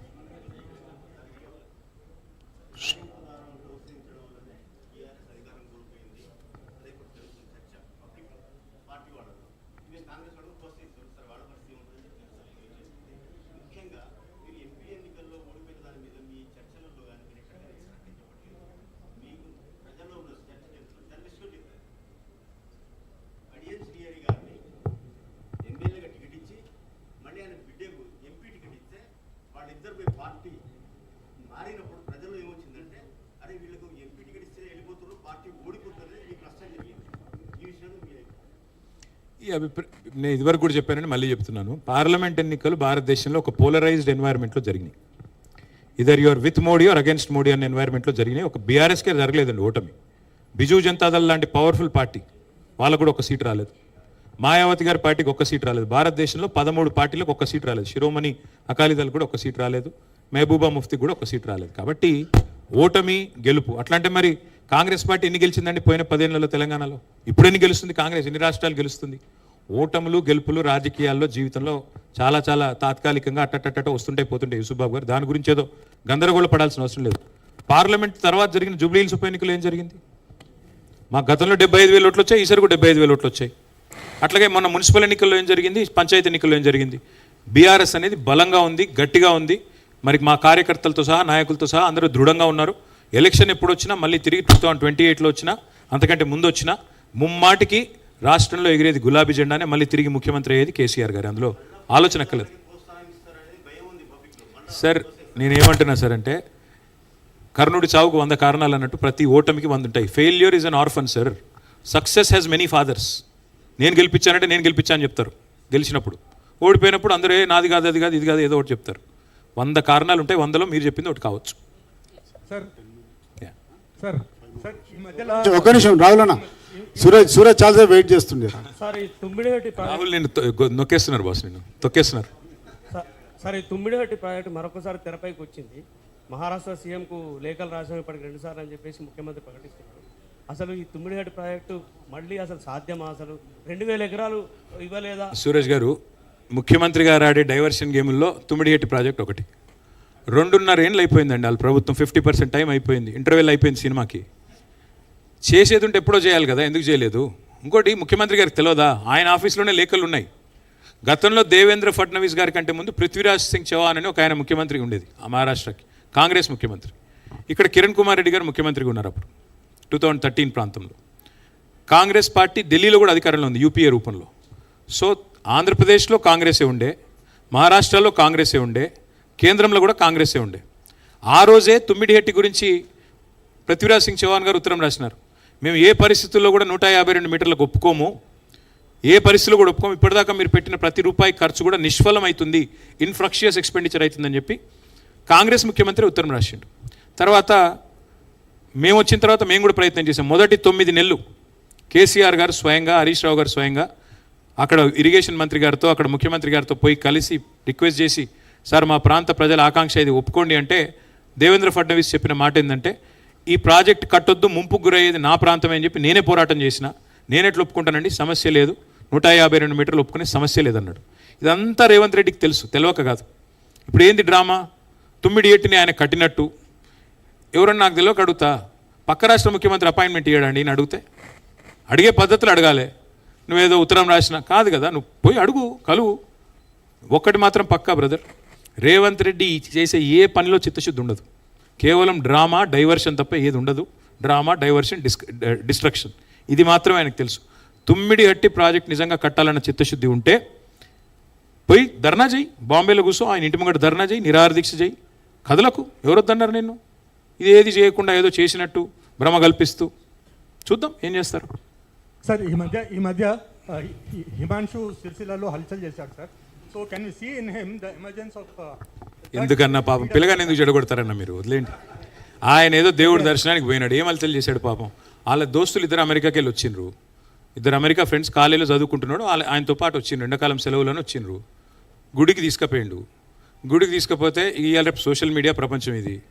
సోషల్ మీడియాలో ఏదో ఫ్రెండ్స్ పెట్టుకున్నారు పిల్లలు. ఇప్పుడు మీ పిల్లలు కూడా ఉంటారు రాహుల్, సోషల్ మీడియాలో పెట్టుకోరా. దానికి పాపం ఆయన ఎందుకు గుంజుతున్నారు? ఇప్పుడు ఇళ్ళకి వచ్చి నేనే బాధపడుతున్నాను, ఇప్పుడు ఆయన ఎందుకు మధ్యలో?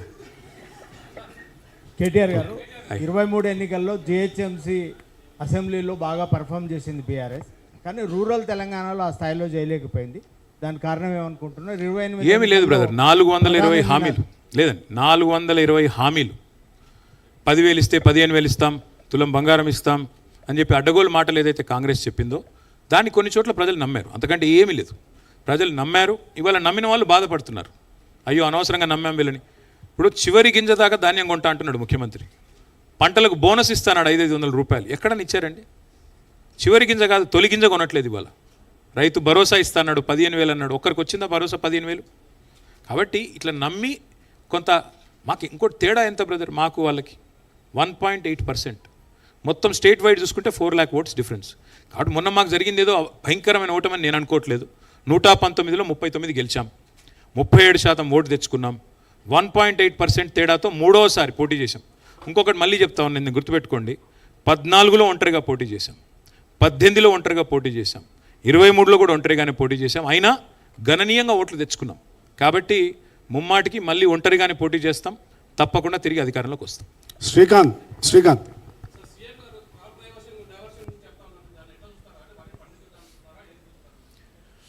ఆయన ఏం చూస్తున్నాడో నాకే తెలియదు బ్రదర్. ఆయనకు మామూలుగా అయితే మిగతా డైవర్షన్ గేమ్లు బాగా ఆడతాడు. ఆయన క్రాప్ డైవర్షన్ గురించి రేవంత్ రెడ్డి గారి దగ్గర రైతులు నేర్చుకోవాల్సిన పరిస్థితి అని నేను అనుకోను. ఏమన్నా తుమ్మల నాగేశ్వరరావు గారు చెప్తే ఆయన రైతు, ఈయన రియల్ ఎస్టేట్ బ్రోకరు. ఇద్దరికి చాలా తేడా ఉంటుంది. రేవంత్ రెడ్డి గారు రైతుల గురించి మాట్లాడితే చాలా దరిద్రంగా ఉంటుంది. బషీర్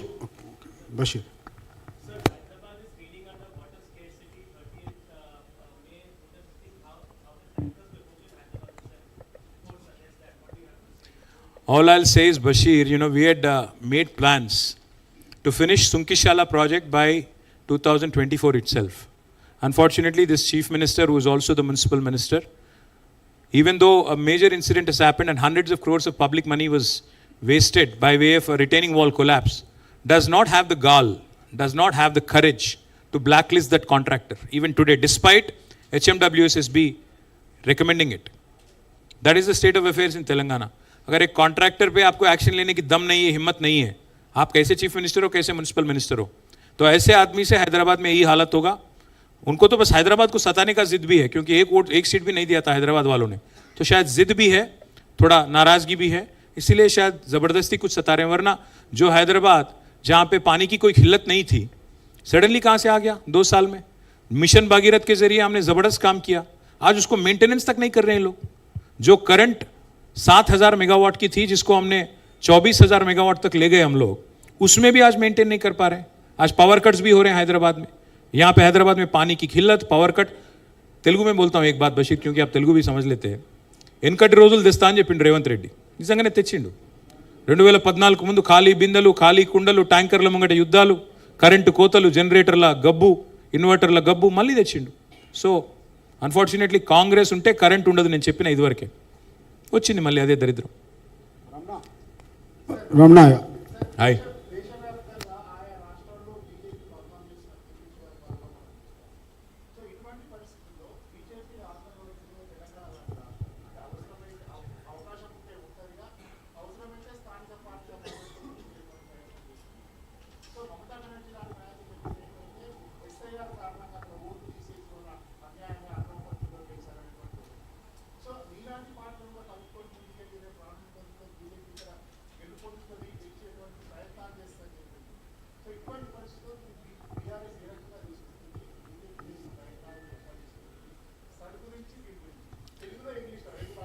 బీజేపీ ఆల్రెడీ ఇక్కడ కాంగ్రెస్తో కలిసి ఉంది కదా, కొత్తగా మాతో కలిసేదే ఉంది.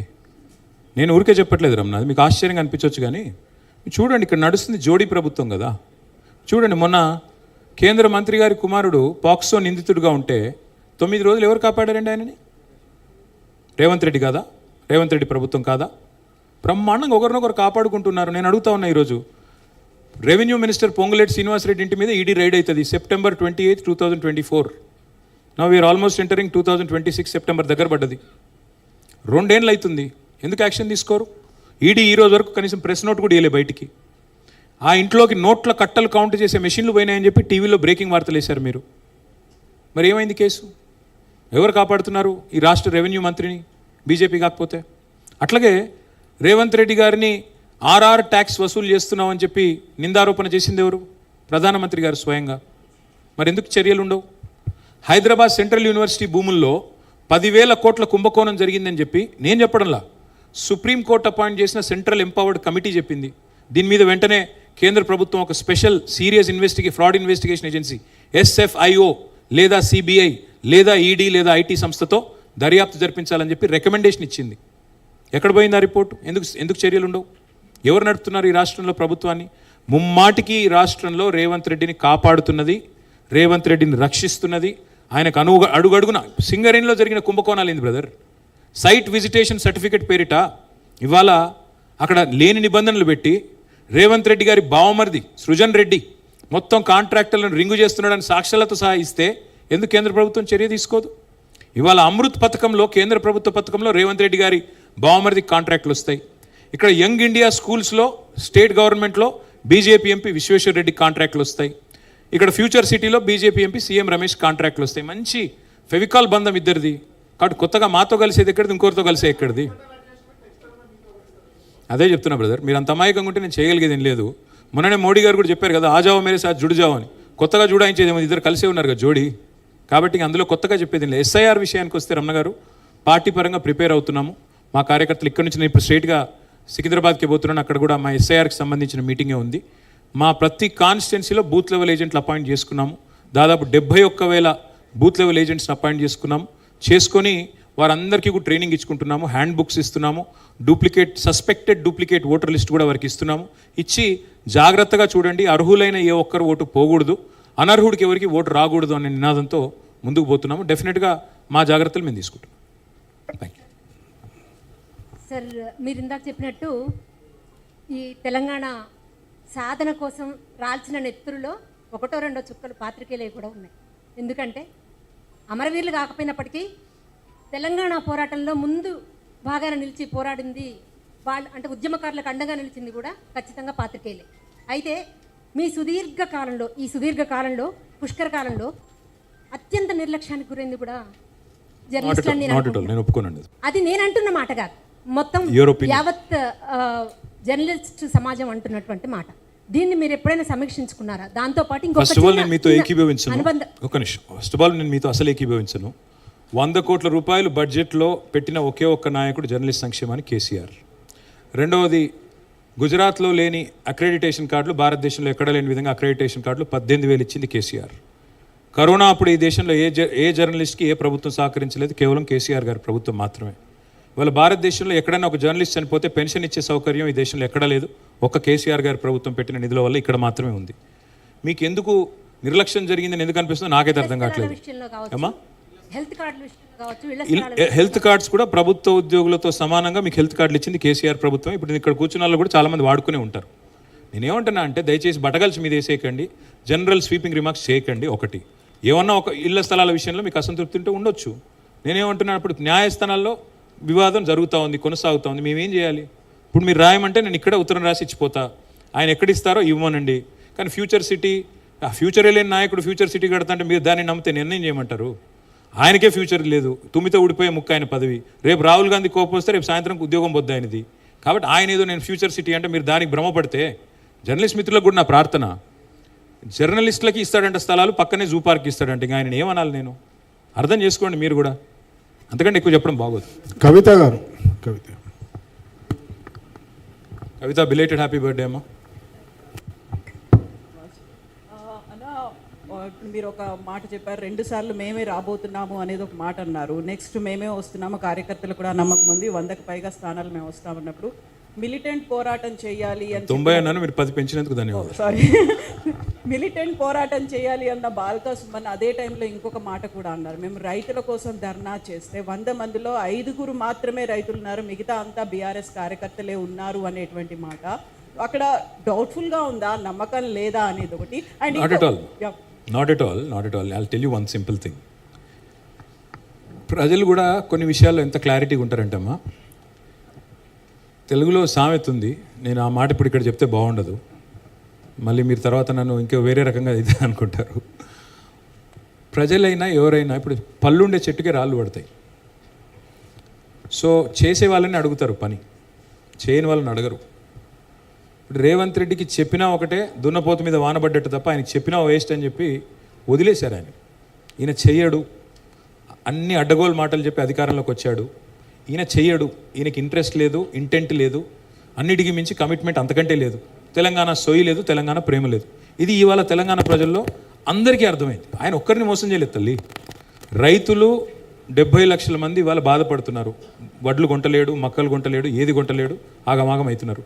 కానీ రోడ్ ఎక్కితే ఎర్రటి ఎండ, ఏడ కూర్చోవాలి? రేవంత్ రెడ్డికి పోయేది ఏం లేదండి, వడదెబ్బ అని తప్పించుకొని వెళ్ళిపోయాడు సగం స్పీచ్లని. కానీ రైతులు అట్లా కాదు కదా పాపం, అదే కుప్పల కాడ అట్లే కాపలా ఉంటున్నారు. వడదెబ్బ అయినా ఏ దెబ్బ అయినా అన్నీ ఉన్నారు. కానీ యుద్ధం చేయాల్సి వచ్చినప్పుడు తెలంగాణ చేస్తుందమ్మా. Telangana knows when to respond, Telangana knows when to revolt, Telangana knows when to teach a befitting lesson. So Suman ఏదో అన్నాడు, ఇంకో ఆయన ఎవరు అన్నారు, అదన్నీ పట్టించుకోకండి. 100% తెలంగాణకు ఆ చైతన్యం ఉంది, ఆ జ్ఞానం ఉంది. ఎప్పుడు స్పందించాలి, ఎలా స్పందించాలి, ఎలా బుద్ధి చెప్పాలి. రేవంత్ రెడ్డికి, కాంగ్రెస్కి ఇంకొక 15-20 ఏళ్ల పాటు రేవంత్ రెడ్డి గారు కాంగ్రెస్ని తెలంగాణలో బొందబెట్టిపోతాడు. నేను చెప్తున్నా, ఈరోజు గుర్తుపెట్టుకో. Today is 3rd June 2026, గుర్తుపెట్టుకోమ్మా.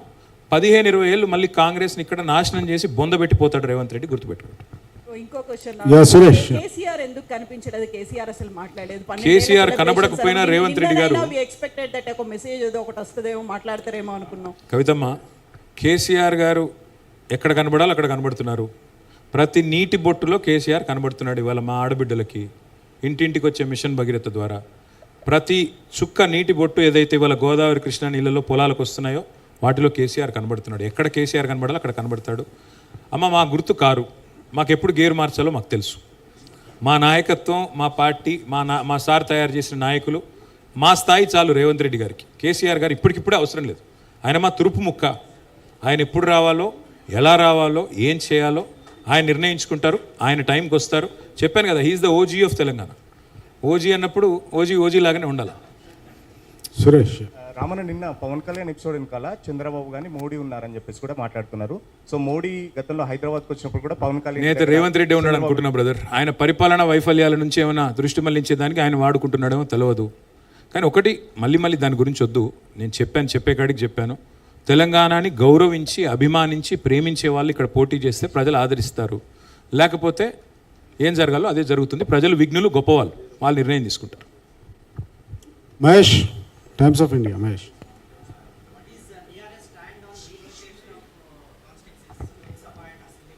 Sir, CM has proposed dual formula, some kind of formula. So what is your... Well, I've said this before, I'll say it again. Revanth Reddy is a hybrid CM of BJP and Congress. So he will only propose hybrid models. All I will tell you, Mahesh Bhai, is 24% is the current representation of South India in Parliament, in Lok Sabha. Our demand is very straightforward. Please keep it intact. And the reason why I'm talking of South India, not just Telangana alone, is because South practiced family planning much better than the rest of the country. You cannot penalize the South of India just because we have done something that the government of India had asked us to do. So, if you want to cut down this representation from 24% to whatever, that will not at all be acceptable. Keep it intact, maintain it the same. 24% पे अगर आपको delimitation करना है, that is okay for us. But other than that, if you even reduce it by 0.001%, BRS will definitely take to the streets. We'll certainly fight this injustice and we'll certainly oppose it. We have time for 3 more questions. We'll take a question from that girl. Yeah. మీ వాళ్ళు కూడా అలసిపోయినట్టున్నారు, క్వశ్చన్లు అయిపోయినట్టున్నాయి. చాలా ఉన్నాయి sir ఇంకా. Yeah, ఒక్క నిమిషం. Yeah, please.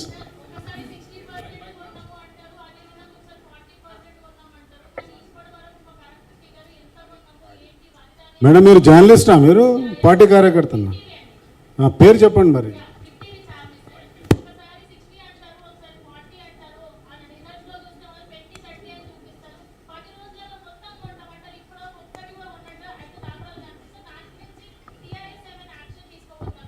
This is a big accusation. Listen, ఇప్పుడు మే 6 తారీఖు నాటికి నా క్లిప్పింగ్ ఉంది. ఇప్పుడు నీకు అన్ని ఎందుకు తీయాలని తీయట్లేదు. 6th May 2026 నాడు ఉత్తమ్ కుమార్ రెడ్డి గారు ఏం చెప్పారంటే, civil supplies minister, 90 lakh metric tons కొనుగోలు చేస్తాము ధాన్యం అని చెప్పారు. నిన్నగాక మొన్న 29th May రోజు ఉత్తమ్ కుమార్ రెడ్డి గారి స్టేట్మెంట్ ఏంటంటే, లేదు మేము 90 లక్షలు కొనము, 75 లక్షలు కొంటామన్నారు. సో ఆల్రెడీ 15 లక్షలు ఆల్రెడీ కటింగ్ పెట్టేసిండు. యాక్చువల్గా అమ్మ, నేను ఆనెస్ట్ చెప్తున్నాను, నేను కూడా జిల్లాలు తిరుగుతున్నాను, చాలా వరంగల్ తిరిగాను, సంగారెడ్డి తిరిగాను, సిరిసిల్ల, కరీంనగర్ కూడా పోయినా. ఎక్కడ పోయినా ఇవాళ రైతుల మీద నాకు ఒకటే అర్థమైంది వాళ్ళ కుట్ర. ఏ పరిస్థితుల్లో కూడా వాళ్ళు ధాన్యం కొనే మూడ్లో లేరు. ధాన్యం కొంటే ఏమవుతుంది? ఎంఎస్పీ ఇవ్వాలా, 2400 ఇవ్వాలా. రెండోది ఏంది? బోనస్ ఇవ్వాలా, 500. ఇదంతా తప్పించుకునేందుకు వాళ్ళని సతాయించి వేధించి అక్కడ సంచులు కూడా ఇస్తలేరు. నువ్వు ధాన్యం అంటున్నావు, గన్నీ బ్యాగ్స్ కూడా ఇస్తలేరు, సుతుల దారం ఇస్తలేరు. బోనస్ ఎక్కడిది? కొనకపోతే బోనస్ ఎక్కడిదన్నా? కాబట్టి ఏదీ లేదు. ఇది ఒక బోగస్ ప్రభుత్వం. వాళ్ళు చెప్పే లెక్కలు బోగస్సు, వాళ్ళు చేసే కార్యక్రమాలు బోగస్సు. మరి బీఆర్ఎస్ ఏం చేస్తుంది అని మీరు అంటున్నారు. ఏం చేస్తామంటే, కత్తి వాళ్ళ చేతుల్లో పెట్టి యుద్ధం మమ్మల్ని చేయమంటే కొద్దిగా కష్టం. బట్ మా యుద్ధం ఏదో, మా ప్రయత్నం ఏదో మీ బిగ్ టీవీ సహకరిస్తే మేము కూడా చేస్తాం. సార్, ఉమాని అండ్ ఒక చిన్న, మీరు చాలా ప్రెస్ మీట్స్ అటెండ్ అయ్యారు, ప్రెస్ క్లబ్కి వచ్చారు, జర్నలిస్ట్లకి హెల్త్ కార్డ్స్ అన్నారు, అవి 100% సక్సెస్ అయ్యాయి. కరోనా టైంలో 20,000 కూడా చాలామందికి హెల్ప్ అయింది. ఒక చిన్న క్వశ్చన్ ఏంటంటే, ఇప్పుడు ఫ్యూచర్ సిటీ అనేది అది చాలా దూరం, అది అవుతుందో లేదో క్లారిటీ లేని ప్రాజెక్ట్ అనేసి మీరు అంటారు. మంచిర్యాల అండ్ మంచిర్యాల అండ్ బుద్వేలు మంచి ల్యాండ్ మార్క్ ఉన్న ప్లేస్. సో దాని గురించి మీరు మంచి పాయింట్స్ రేజ్ చేశారు. ఇప్పుడు ఫ్యూచర్ వచ్చేది మీ గవర్నమెంట్ అంటున్నారు. అगर మీ గవర్నమెంట్ వస్తే మీరు అక్కడ స్టిక్ ఆన్ అవుతారా, మీరు ఇవ్వగలుగుతారా అక్కడ అనేది మాకు నేను కన్క్లూజన్ ఒక్కడే చెప్తాను మా, let me tell you is one thing. నేను ఎట్లా గవర్నమెంట్లోకి వస్తాను, నీకే అనుమానం ఒక్కలేదు మా. ఎట్లాగ వస్తాం మేము గవర్నమెంట్లో, ప్రజల దయ మా మీద ఉంటుంది. 100% వస్తాం. 100% మీకు నేను మాటిస్తా ఉన్నా. ఈయన ఇవ్వడు కూడా, అది కూడా చెప్తున్నా నీకు. ఫ్యూచర్ సిటీ పేరిట డ్రామాలు తప్ప ఈయన మీకు ల్యాండ్ ఇవ్వడు, పట్టాలు ఇవ్వడు, అది పక్కా. ఇచ్చినా మీరు తీసుకుంటే ఇక నేనేం చేయలేను. ఎందుకంటే మీరు అక్కడెక్కడో జూ పార్క్ పక్కన, మీరు ఫార్మా యూనిట్ల పక్కన పోయి మీరు ఉంటానంటే నేను చేయగలిగింది ఏం లేదు. నేను మీకు ఇచ్చే మాట ఏమంటే,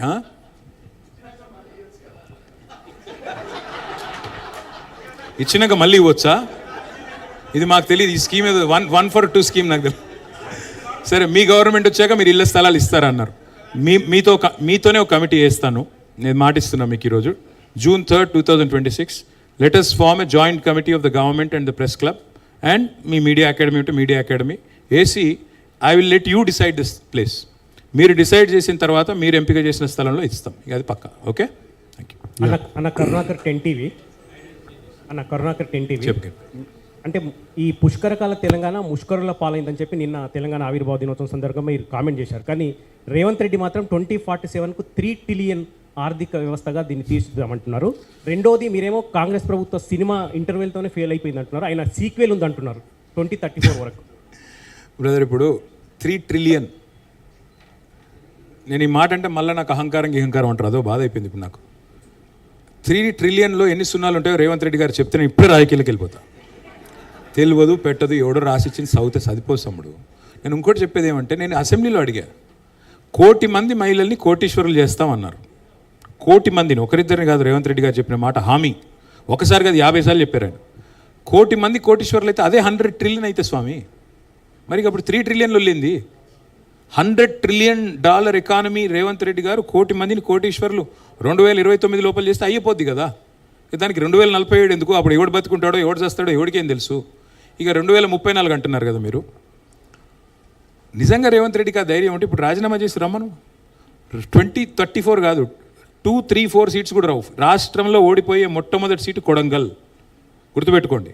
రేవంత్ రెడ్డిని ఇదివరకు కూడా ఓడించాం 2018లో, మళ్ళీ 2029లో ఓడిస్తాం. ఇది కూడా గుర్తుపెట్టుకోండి.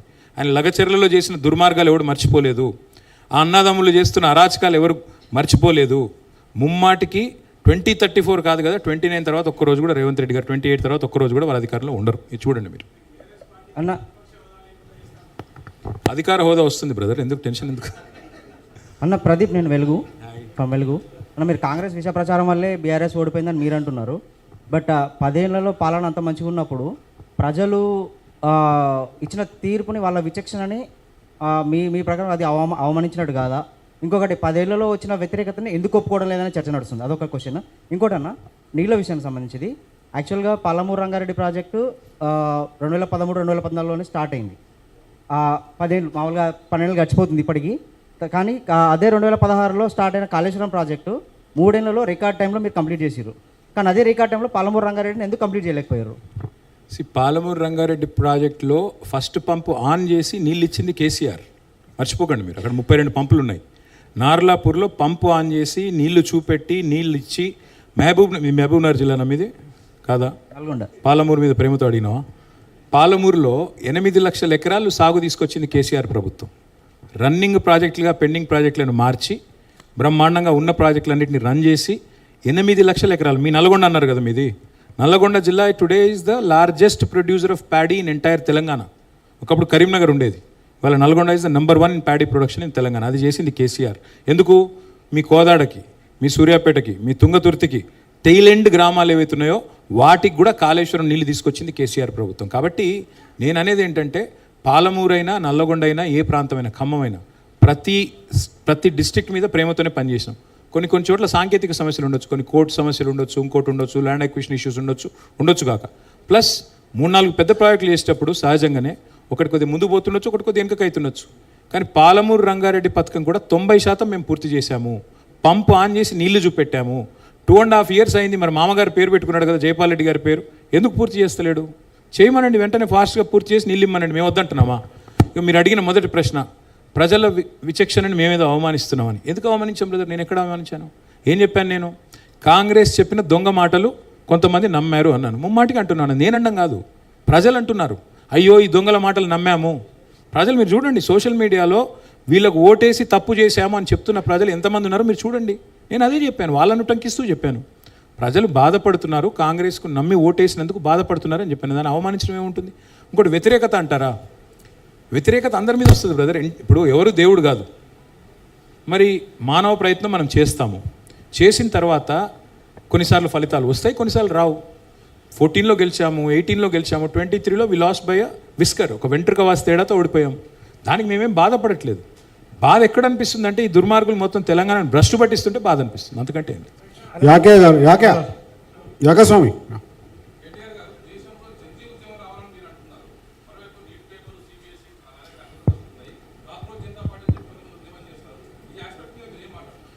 నేను ఒక 6-7 నెలల కింద ఎన్డీటీవీ వాళ్ళకి ఈవెంట్ పెడితే అక్కడ మన బాంబేలో నేను అనింటి జెన్జీ ఉద్యమం ఇక్కడ కూడా వస్తుందా నేపాల్ తరహాలో అంటే రావచ్చు, పెద్ద అదే అంత కష్టతరం కాదు, మీరు అనుకున్నంత గొప్పగా ఏం లేదు బీజేపీ ప్రభుత్వం అని చెప్పిన. చెప్తే అక్కడ ఉన్న వాళ్ళంతా నవ్వినరు, రకరకాలుగా హెకిల్ చేసినారు. కానీ వాళ్ళు చూడండి ఏమవుతుంది, కాక్రోచ్ జనతా పార్టీ అని పెట్టి ఒక మాట సిజేఐ గారు ఏదో అంటే ఆ మాట మీదకి వెళ్ళి ఒక పార్టీ పెడితే, సరే ఆన్లైనే కావచ్చు, అది ఆఫ్లైన్ లేకపోవచ్చు, కానీ దానికి ఇప్పుడు 14 మిలియన్ ఫాలోవర్లు. భారతీయ జనతా పార్టీ కంటే ఎక్కువ ఫాలోయింగ్ ఉంది ఇప్పుడు దానికి సోషల్ మీడియాలో. కాబట్టి పిల్లల్లో ఉన్న నిరాశ, మీరు బాగా ఫాలో అవుతున్నారా, 22 మిలియన్ అట. సో నేనేమంటున్నానంటే పిల్లల్లో ముఖ్యంగా యంగ్స్టర్స్లో ఒక నిరాశ, ఒక నిస్పృహ ఉంది, అందులో అనుమానం అక్కర్లేదు. ప్రభుత్వాల మీద విసుగుంది, ప్రభుత్వాల మీద కోపం ఉంది. దాన్ని ఎవరు ఛానలైజ్ చేసుకుంటే వాళ్ళు నెగ్గుతారు. అది కాక్రోచ్ జనతా పార్టీయా, భారతీయ జనతా పార్టీయా, భారత రాష్ట్ర సమిత, భవిష్యత్తు చెప్తుంది, అంతకంటే ఏం చెప్పాలి. Satish, Praveen HM TV. సతీష్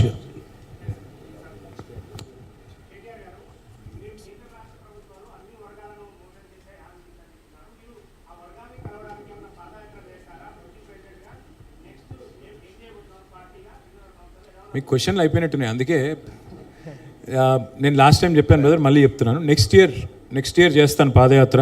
ఈ లోపల కొద్దిగా ఫిట్ అయిదామని చూస్తున్నా సతీష్ నీలాగా. ఫిట్ అయ్యి నెక్స్ట్ ఇయర్ పాదయాత్ర స్టార్ట్ చేస్తాను. నెక్స్ట్ ఇయర్ ఎప్పుడు అనేది పార్టీ నిర్ణయిస్తుంది. బట్ 2027లో డెఫినెట్గా పాదయాత్ర చేస్తాను. ఎక్కడి నుంచి ఎక్కడికి, ఎప్పుడు ఏ టైమ్స్ చేయాలి, ఇవన్నీ కూడా పార్టీలో మిగతా పెద్దలందరితో కూడా మాట్లాడి డిసిషన్ తీసుకుంటాం. Thank you.